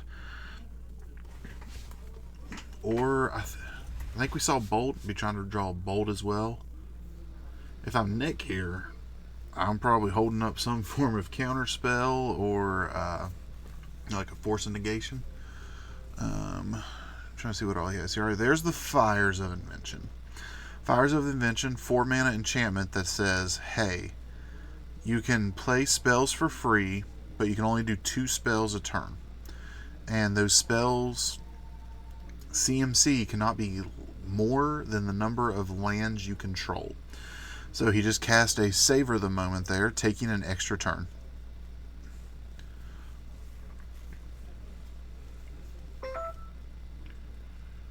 Fable of the Mirrorbreaker for spell 1. I'm going to create a 2/2 goblin that says whenever it attacks, create a treasure.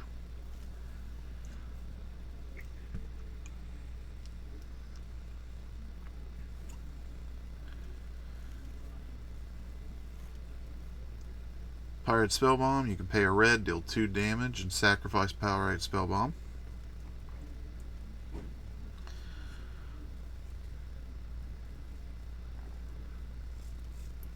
And he's going to Dead Gone the Samurai.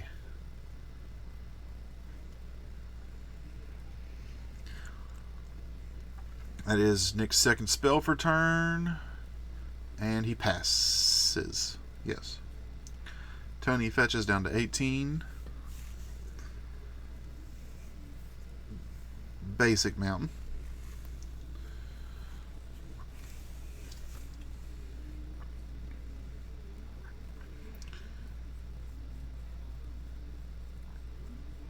Come on, Tony. Sacrifices a spell bomb.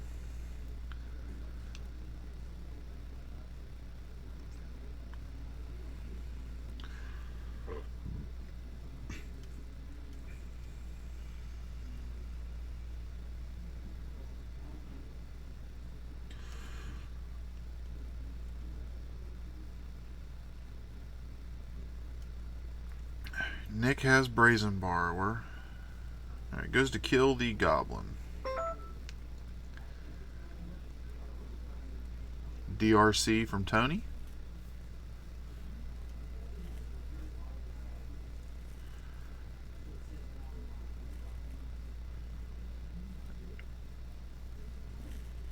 Alright. Takes up Fable of the Mirrorbreaker, Chapter 2. He can discard up to 2 cards and redraw that many. Discards Brazen Borrower and draws. Flooded Strand for turn, that's 5 lands. He can now cast his Time Walk. Or a Free Fury, killing a DRC, that's nice. And he said, hey, I want to take another turn.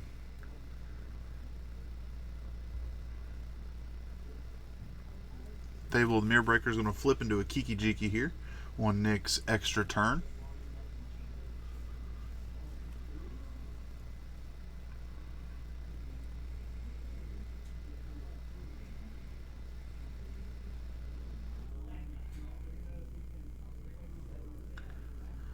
Brings Keruga to hand. Keruga to field. That's spell number 1 this turn.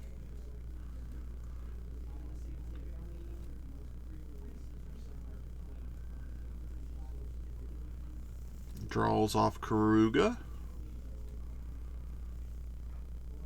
Plays another turn spell. Swings in for 6. So it's a 3/3 double strike. Goes to take extra turn number 2, turn number 3 total.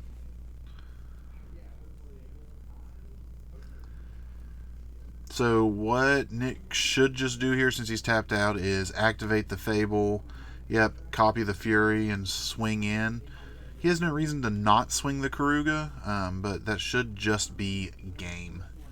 Yep, that's game. We're going to be going to game 3 here. I was a little worried for Nick there, but he ended up pulling it out.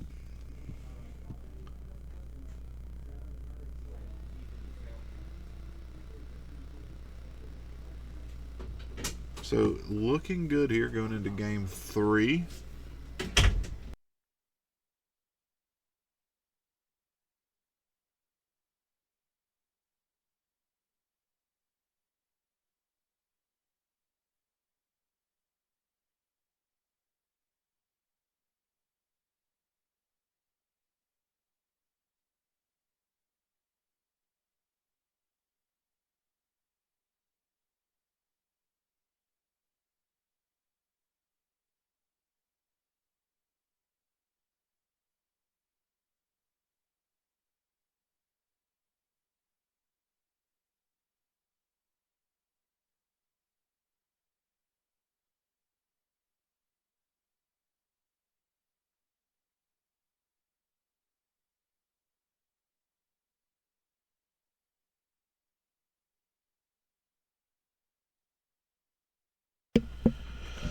All right, y'all.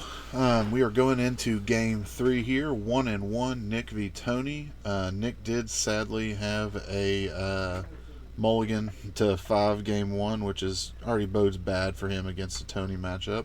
And I am joined here with a Mr. Matthew McAllister to help commentate this game 3 here, round 3. So yeah, 8 blast versus Keruga turns. We got to see Tony do some blast things, some galvanic blasts. And I'm starting to wonder, like, he had a couple of Pyrite spell bombs out. Starting to wonder if he would have changed those targets up slightly, if he may have pulled that one off. But Nick ended up just kind of hitting the 5th land in perfect timing with fires out to get a Fury down and wipe the board. So, don't know how much would have changed there, but Nick's hoping here. You see that hand movement? He's hoping. He's like, we got this. Looks like Tony's mulliganing.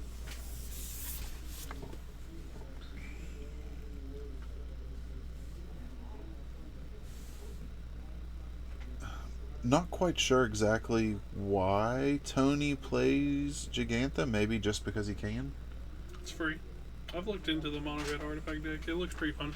No, it does. Like, sitting here watching Tony, I kind of want to play it. Like you get to play the aggro portion, or you can slow down with sagas, and then you just have like 8 high quality burn spells. He is. I have not seen Saga yet. He could be on him, but he is. But he is playing cards like Bomat Courier, Ragavan, DRC. So I would be surprised if he didn't have sagas. I haven't seen him yet. All right, turn 1, Ragavan from Tony. Nick just goes Steam Vents pass.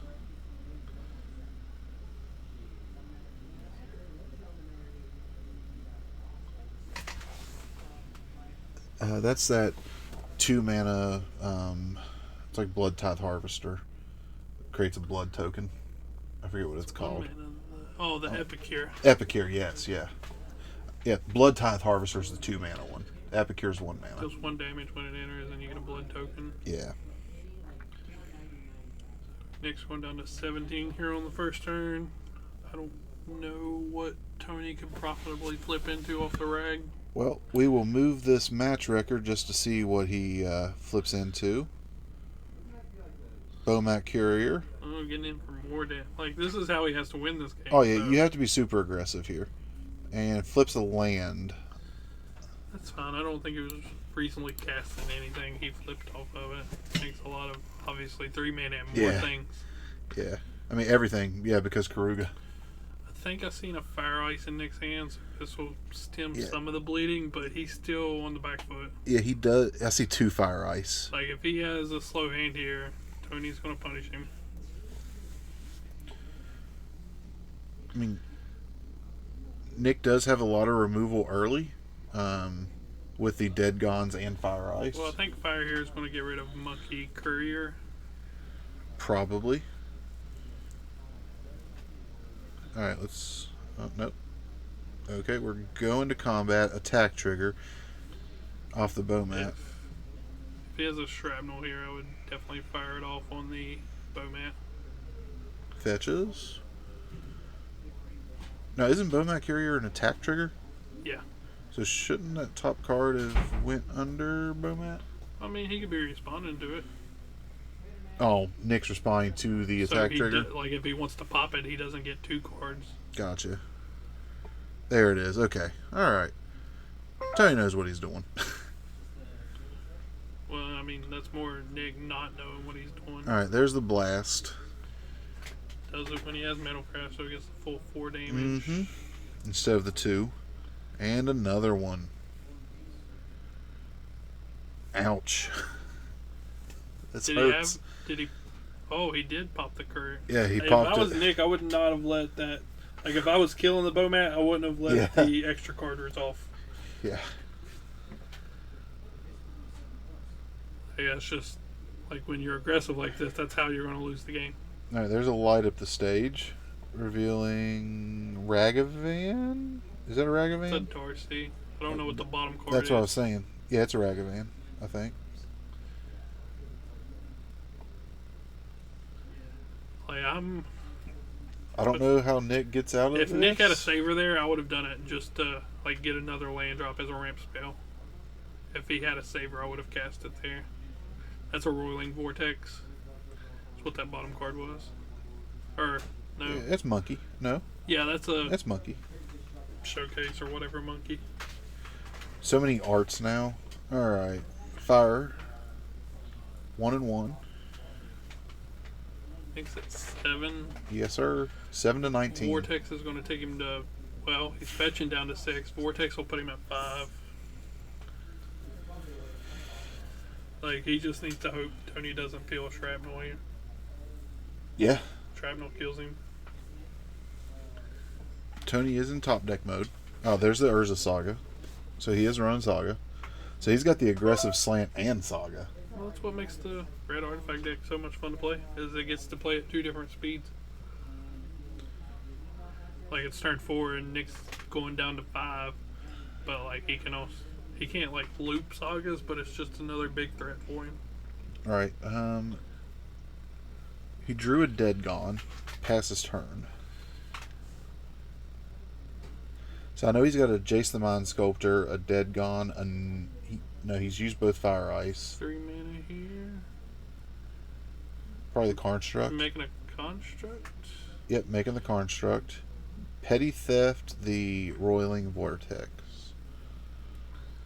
Does Nick have any life gain in his deck? Like, this is a aggressive play. No, he does not. I don't know why Tony's sorcery speed and Bolt. Down to 2.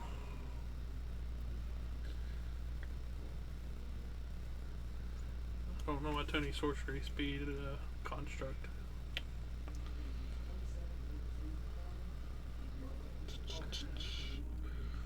Alright, that's game. Goes to Tony there. Tony Thopter got round 3 against Nick. Now, game 1, Nick did have a mold of 5, which was rough on him. Like I said, game 2, he did get there. Turn 5, he ripped land when he had fires out, was able to get the Furies in. And then just this game 3 here, Tony was just super aggressive. Like, not much that Nick was able to do with that. I mean, he got double blasted, plus the rag hit and the bow mat hits. Like, it was rough. So, that being said, I'm going to go out there, check with Tony, check with the other matches, see how much longer we have before round 4 gets here. And we will be right back. Hello, everybody. I am here with Ethan. and he What's up, guys? is not one you just saw on camera, but you're seeing him now on camera. He is one of the employees here at the Boardroom Games, Comics, and Brews, and we're just going to come talk about the shop real quick. First off, welcome to stream. First time on stream. Thanks, yeah. First time. Also, I just want to, I said this with Kayla the first week we did this. Shout out to you guys. Like, if it wasn't for you guys, the stream wouldn't be in a position where it is today. And we are internally grateful for that. Hey, listen, we're hyped to have you guys. Like, this is it's really dope what you guys are doing. Well, I mean, it's, you know, this stream started off just as a way for us to go back and watch gameplay. You know, that's how this stream started. And now, you know, we're not big or anything, but it's grown from that. it is slowly starting to grow, and it is cool. It is exciting to be a part of it, and we are happy that you guys can be the big reason for it. Well, we're happy to be the big reason for it. So we've talked about them before in the past. We do have tokens that are West Virginia lore that he happened to bring in here with you. And guess what? We just restocked. They foil are and regular. back in stock. Carify. Yeah, I was about to say, go ahead and give them a So, close-up. right here, Flatwoods Monster. It is a construct for Urza's Thopter. And that is nice that the reflection didn't flip it around. That was nice. Very beautiful cards. They're all done by a local commander player here by the name of Rope Arrow is his artist name. And he did say that if people want them signed, to let us know, we can take them and get them to him, get them signed, and then we'll be able to get them back for Really? you guys. Yeah. So here's the thing. I've got 3 of these I'm using tomorrow. These are 4/4 Mothman Angels. I could use them signed. I would love to get them signed. I can't guarantee we'll have them for you tomorrow signed. I have 3 copies in my car that you could borrow signed if you want, but I'm gonna need those bad boys back. So what I think was cool, I forget which happened first, the tokens or this in my hand. He got signed to do, like, he made the agreement with Wizards of the Coast to do that first, and then Josh commissioned him to do these for us. So we have right here the Draw Your Hand Secret Lair. It is Rope Arrow's secret lair that he did. A little commander player, really cool that was able to get something like this. Yeah. And you know, if you can't afford a secret lair at the moment, you can definitely get these tokens. Oh yeah, and Rope Arrow is almost always here on Tuesdays for our commander nights, so he's a real chill guy, really good to get to know. And I'm sure if you get to know him, he'd be more than, I mean, even if you don't get to know him, he's more than willing to sign these awesome things for you. Real quick, before you get back out there, tomorrow, Hurricane location, RCQ Pioneer. RCQ Pioneer, Apex Invitational Qualifier. A lot going on there. Do you And have one of the Apex guys was just here tonight playing in our modern night, guys. So yeah. Do you know? Is it like a 1K or anything, or it's a 20K. No. That's the Apex. The Apex is 20K, but tomorrow's event. Tomorrow's is a 1K. 1K? Yeah. All right. So 1K Pioneer event tomorrow. If you are free on a Saturday, come down to the Boardroom in Hurricane, West Virginia. 12 p.m. 12 p.m. I'll be playing some Pioneer. I'm not going to tell you what I'm playing, but let's just say that it's not going to be quick. You're going to be one of those guys. I am going to be one of those guys tomorrow. But anyways, yeah, Ethan, thanks for coming in here, man. Yeah, thanks for having me, man. Thanks, like I said, thanks for letting us do this. And guys, I'm sure round 4 will be coming up very shortly. There's only 1 game left. So we will be right back.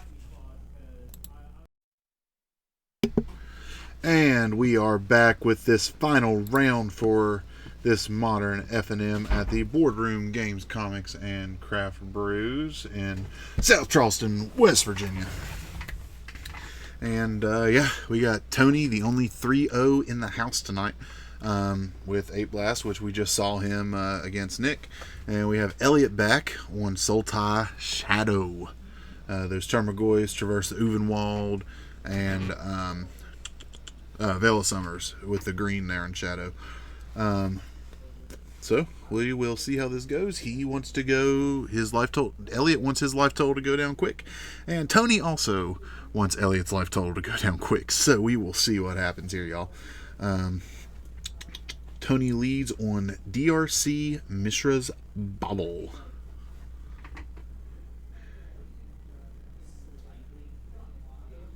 Fetch, fetch. It's going to be fetch, fetch, and shock.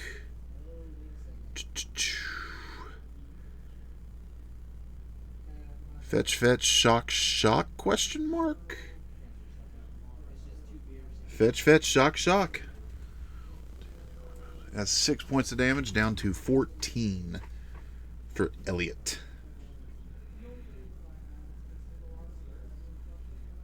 Into a Tarmogoyf.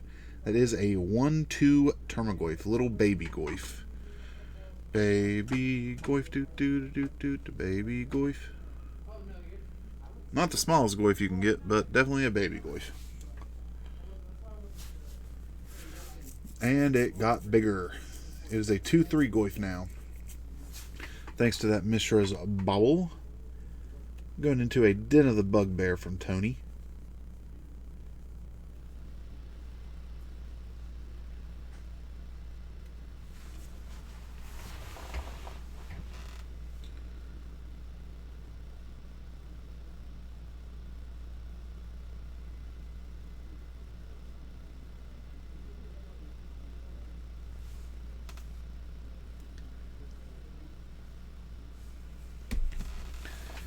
Pyrite Spell Bomb and DRC.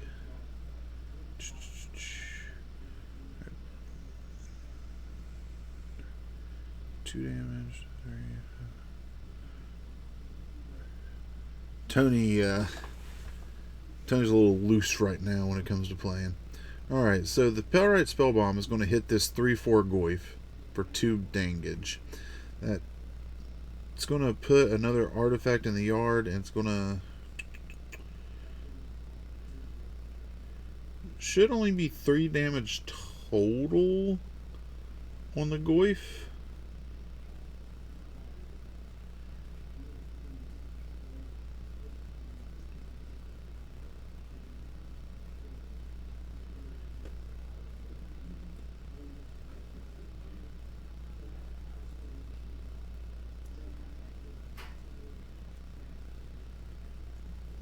So Goyf is only a 2/3.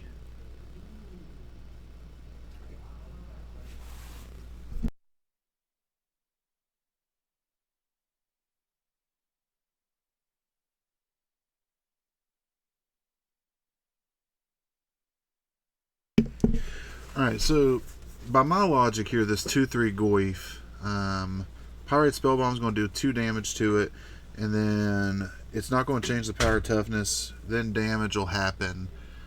DRC will die, and so will the Goyf, because the DRC will deal an additional damage to the Goyf, taking it from 2 to 3 off the Spellbomb. Urza's Saga. Taps for a colorless for Bomat Courier. Bomat Courier swings in, attack trigger 1. Elliot's 16. Elliot should be at 15 right now. If someone in chat is out there at the tables, please, if you don't care, have them roll down that die.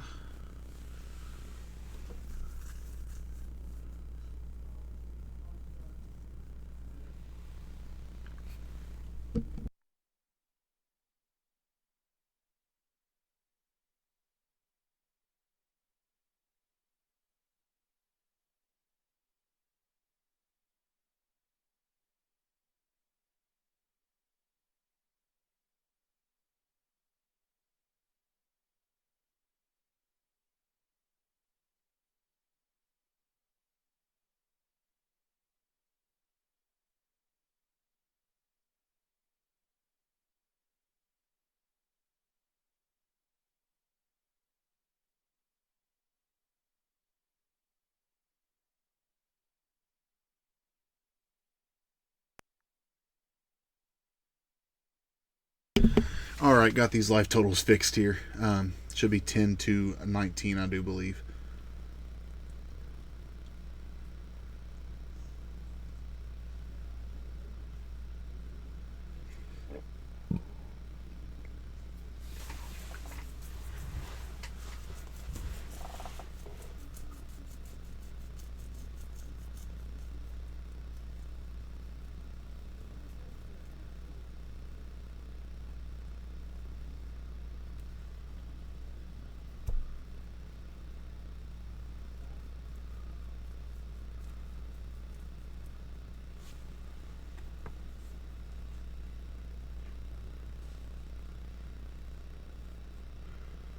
Tony cast the experimental synthesizer again.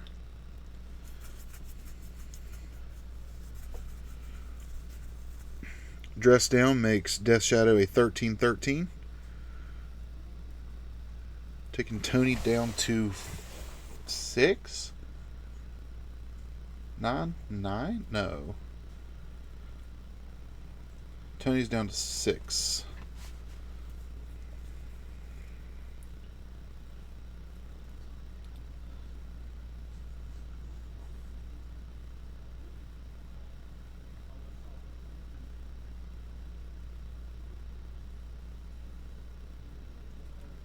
Doing a quick little Goif count there.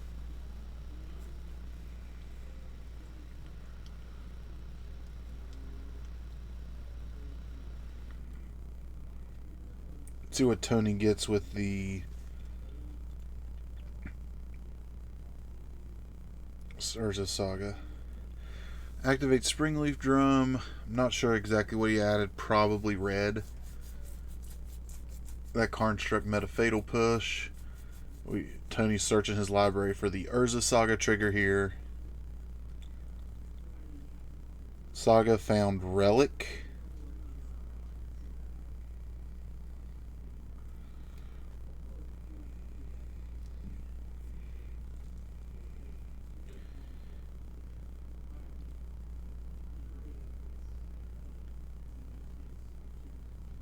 Bowmat Courier from Tony.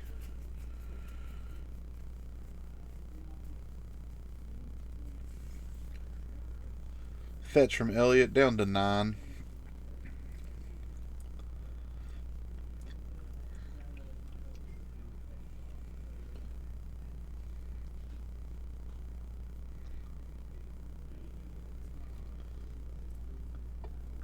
Shock down to 7.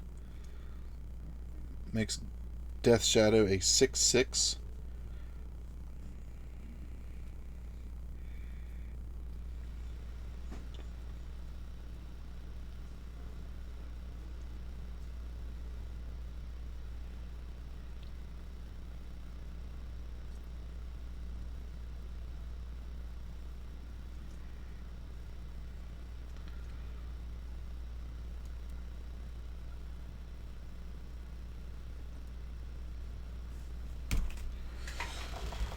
There's the battle.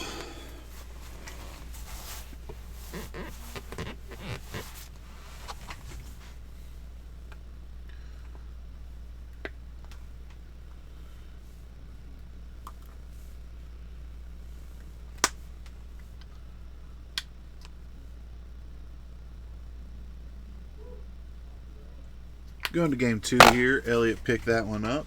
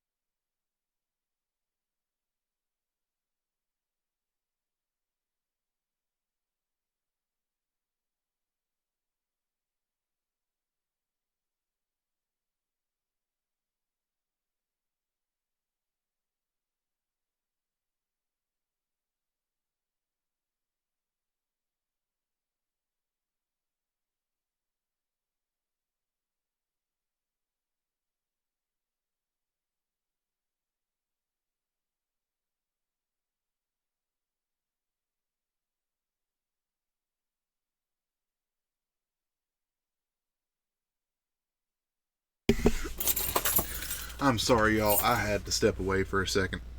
Had to get a drink. My voice was starting to feel it. So sorry I left you in the dark there for a minute.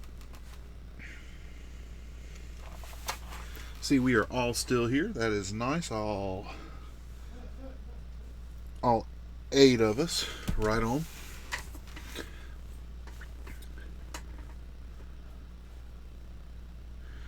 Alright, so getting ready to present here for game 2.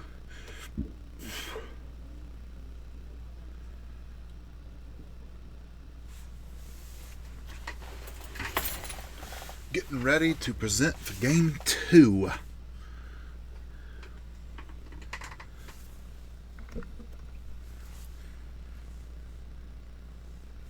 Did Elliot? Elliot did not have a companion.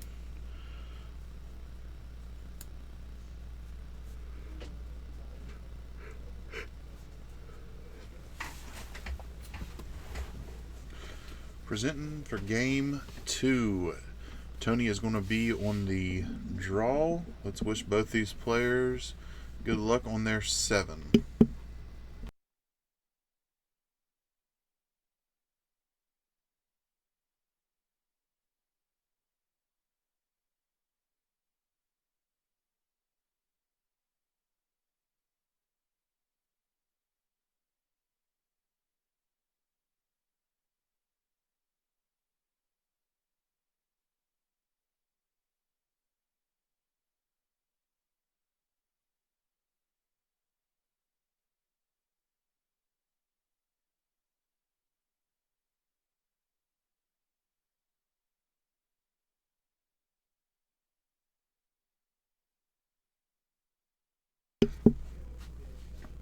Alrighty, y'all.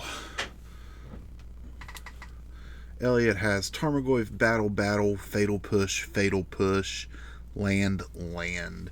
So Elliot is comfortable with removing Bomat Couriers and Ragavans pretty early on, and also providing a early game threat with the Tarmogoyf. It looks like Tony is keeping Ragavan. There's the monkey. Ragavan, DRC. Couldn't really see and Urza Saga. Okay. So got a bobble target Tony from Elliot. Tony draws. Plays an Urza Saga. You gotta get in with that monkey. No, he's not. Dragon Rage Chancellor and a Bomat or Pyrite Spell Bomb. Okay.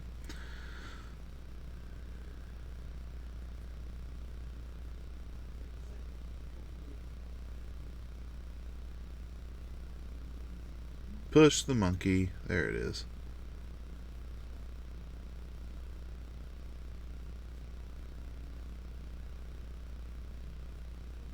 That draw was from Elliot's bobble that he did the turn before. And turn 2, Tarmogoyf being an instant artifact creature, 3/4 Goyf.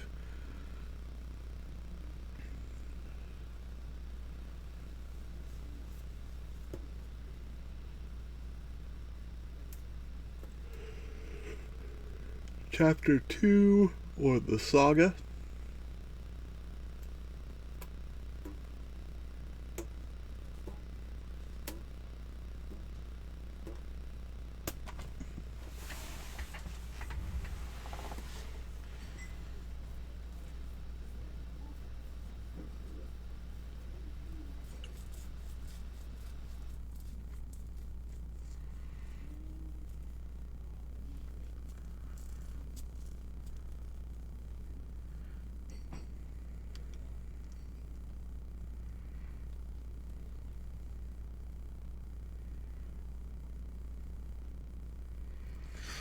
Alright. Elliot's going to go Bomat Courier. That's fine. Okay.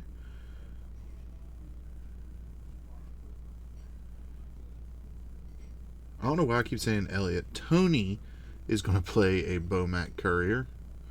I think it's because Elliot was on that left-hand side when he was up here on camera last. Tony fetches at Basic Mountain is found.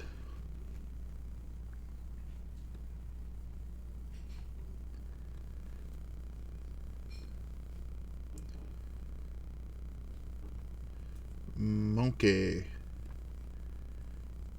Alright, so Tony's out of a hand.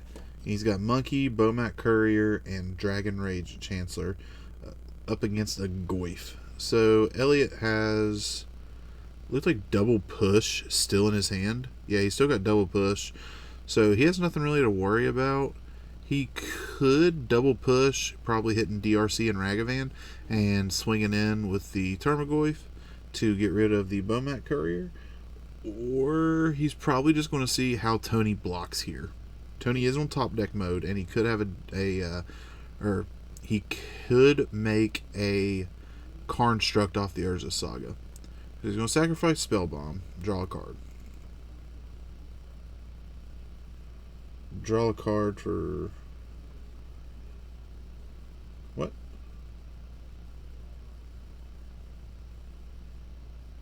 What am I missing here?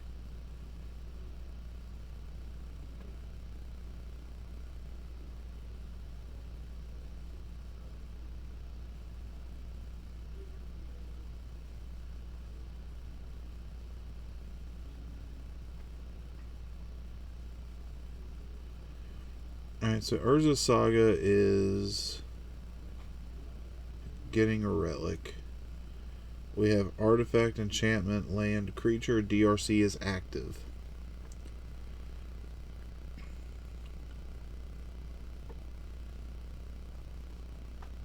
So Tony just took that Goyf on the chin. That's what happened there. Fatal Push the Monkey. Bomac Courier trigger. Fatal Push the Monkey.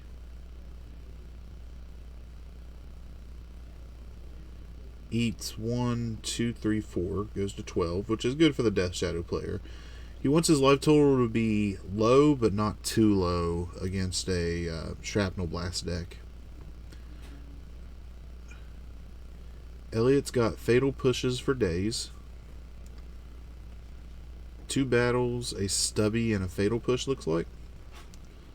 Fetch down to at least 11. Yep. Playing it safe, playing a little more reserved. He doesn't have a shadow in hand. No reason to, force the shadow. Or force the life total for a shadow, even because he doesn't have one. Presents to cut. Tony says, nah, you're good, fam. Battle.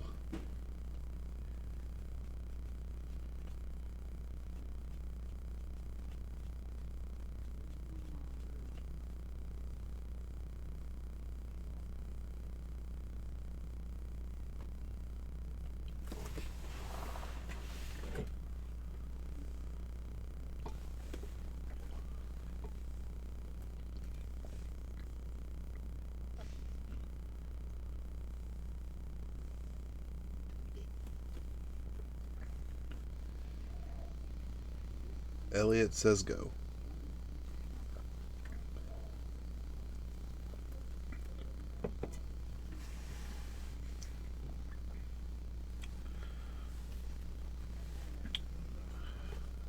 Fetch Arid Mesa Mountain.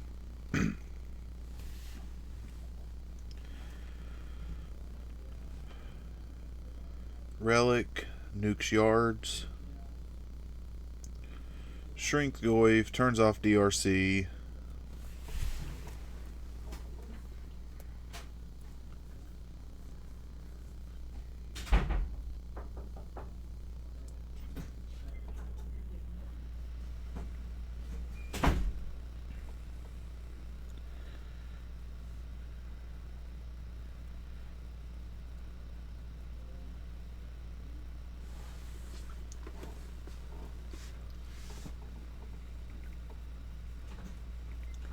Double Bomac Courier.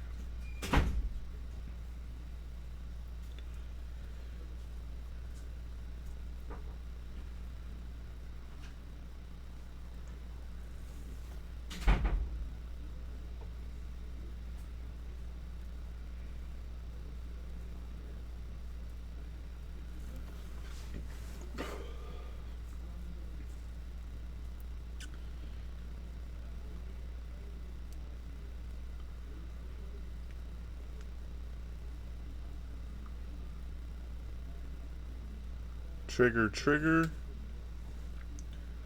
Off the bow mats. Exile on the top card face down.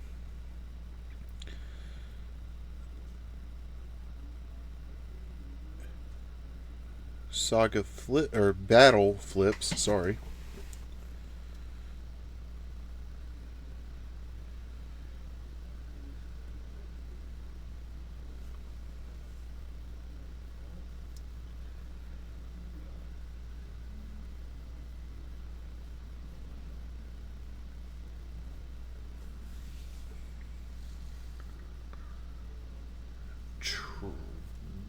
Goif will take care of a bow mat.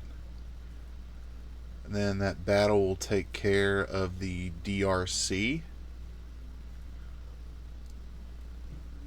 Tony's going to activate the bow mat that was blocked by Goif. Elliot should go to 10 here, I do believe. I do declare.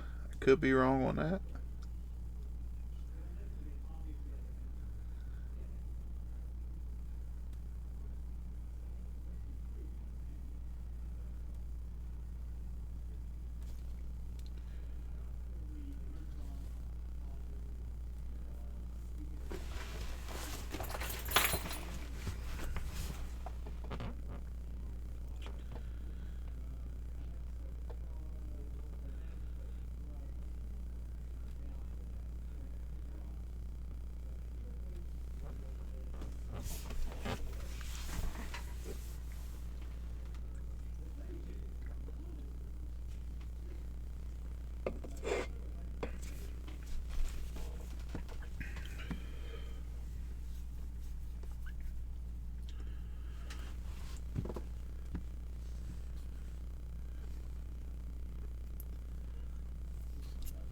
Construct finds a fatal push.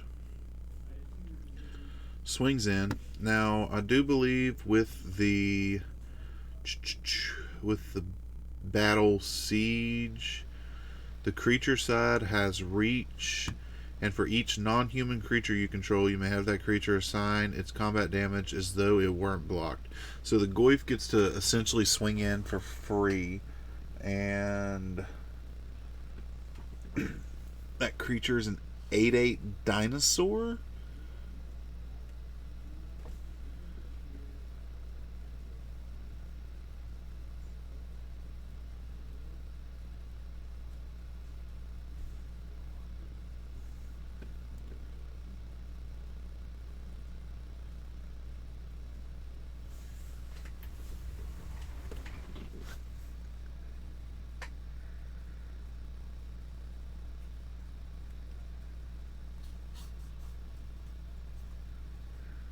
Tony's at 1.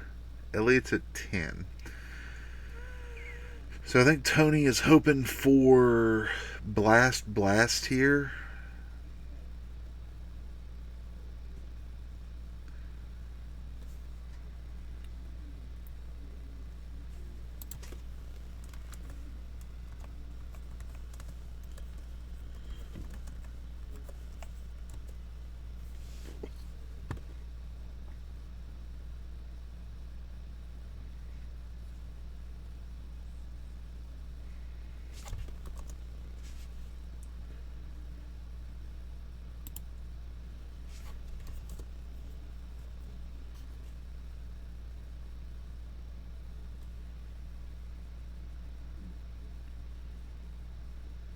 Tony's in a bad spot here.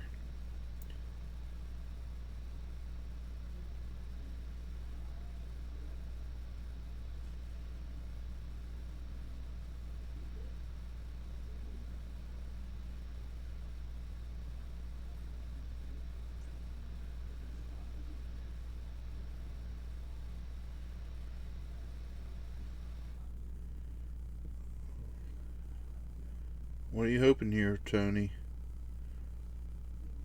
I think that's game, buddy. Yeah, that's game. Elliot got there, boy. Alright, Elliot got there tonight. Elliot ended the night 3-1, as did Tony. All right, y'all. So tomorrow you will not be seeing me. You might see me on the other side of the camera if I am lucky. We do appreciate everyone who tuned in tonight, y'all. We are going to raid out here. I do believe Young Dingo is streaming, so we will raid to Mr. Young Dingo.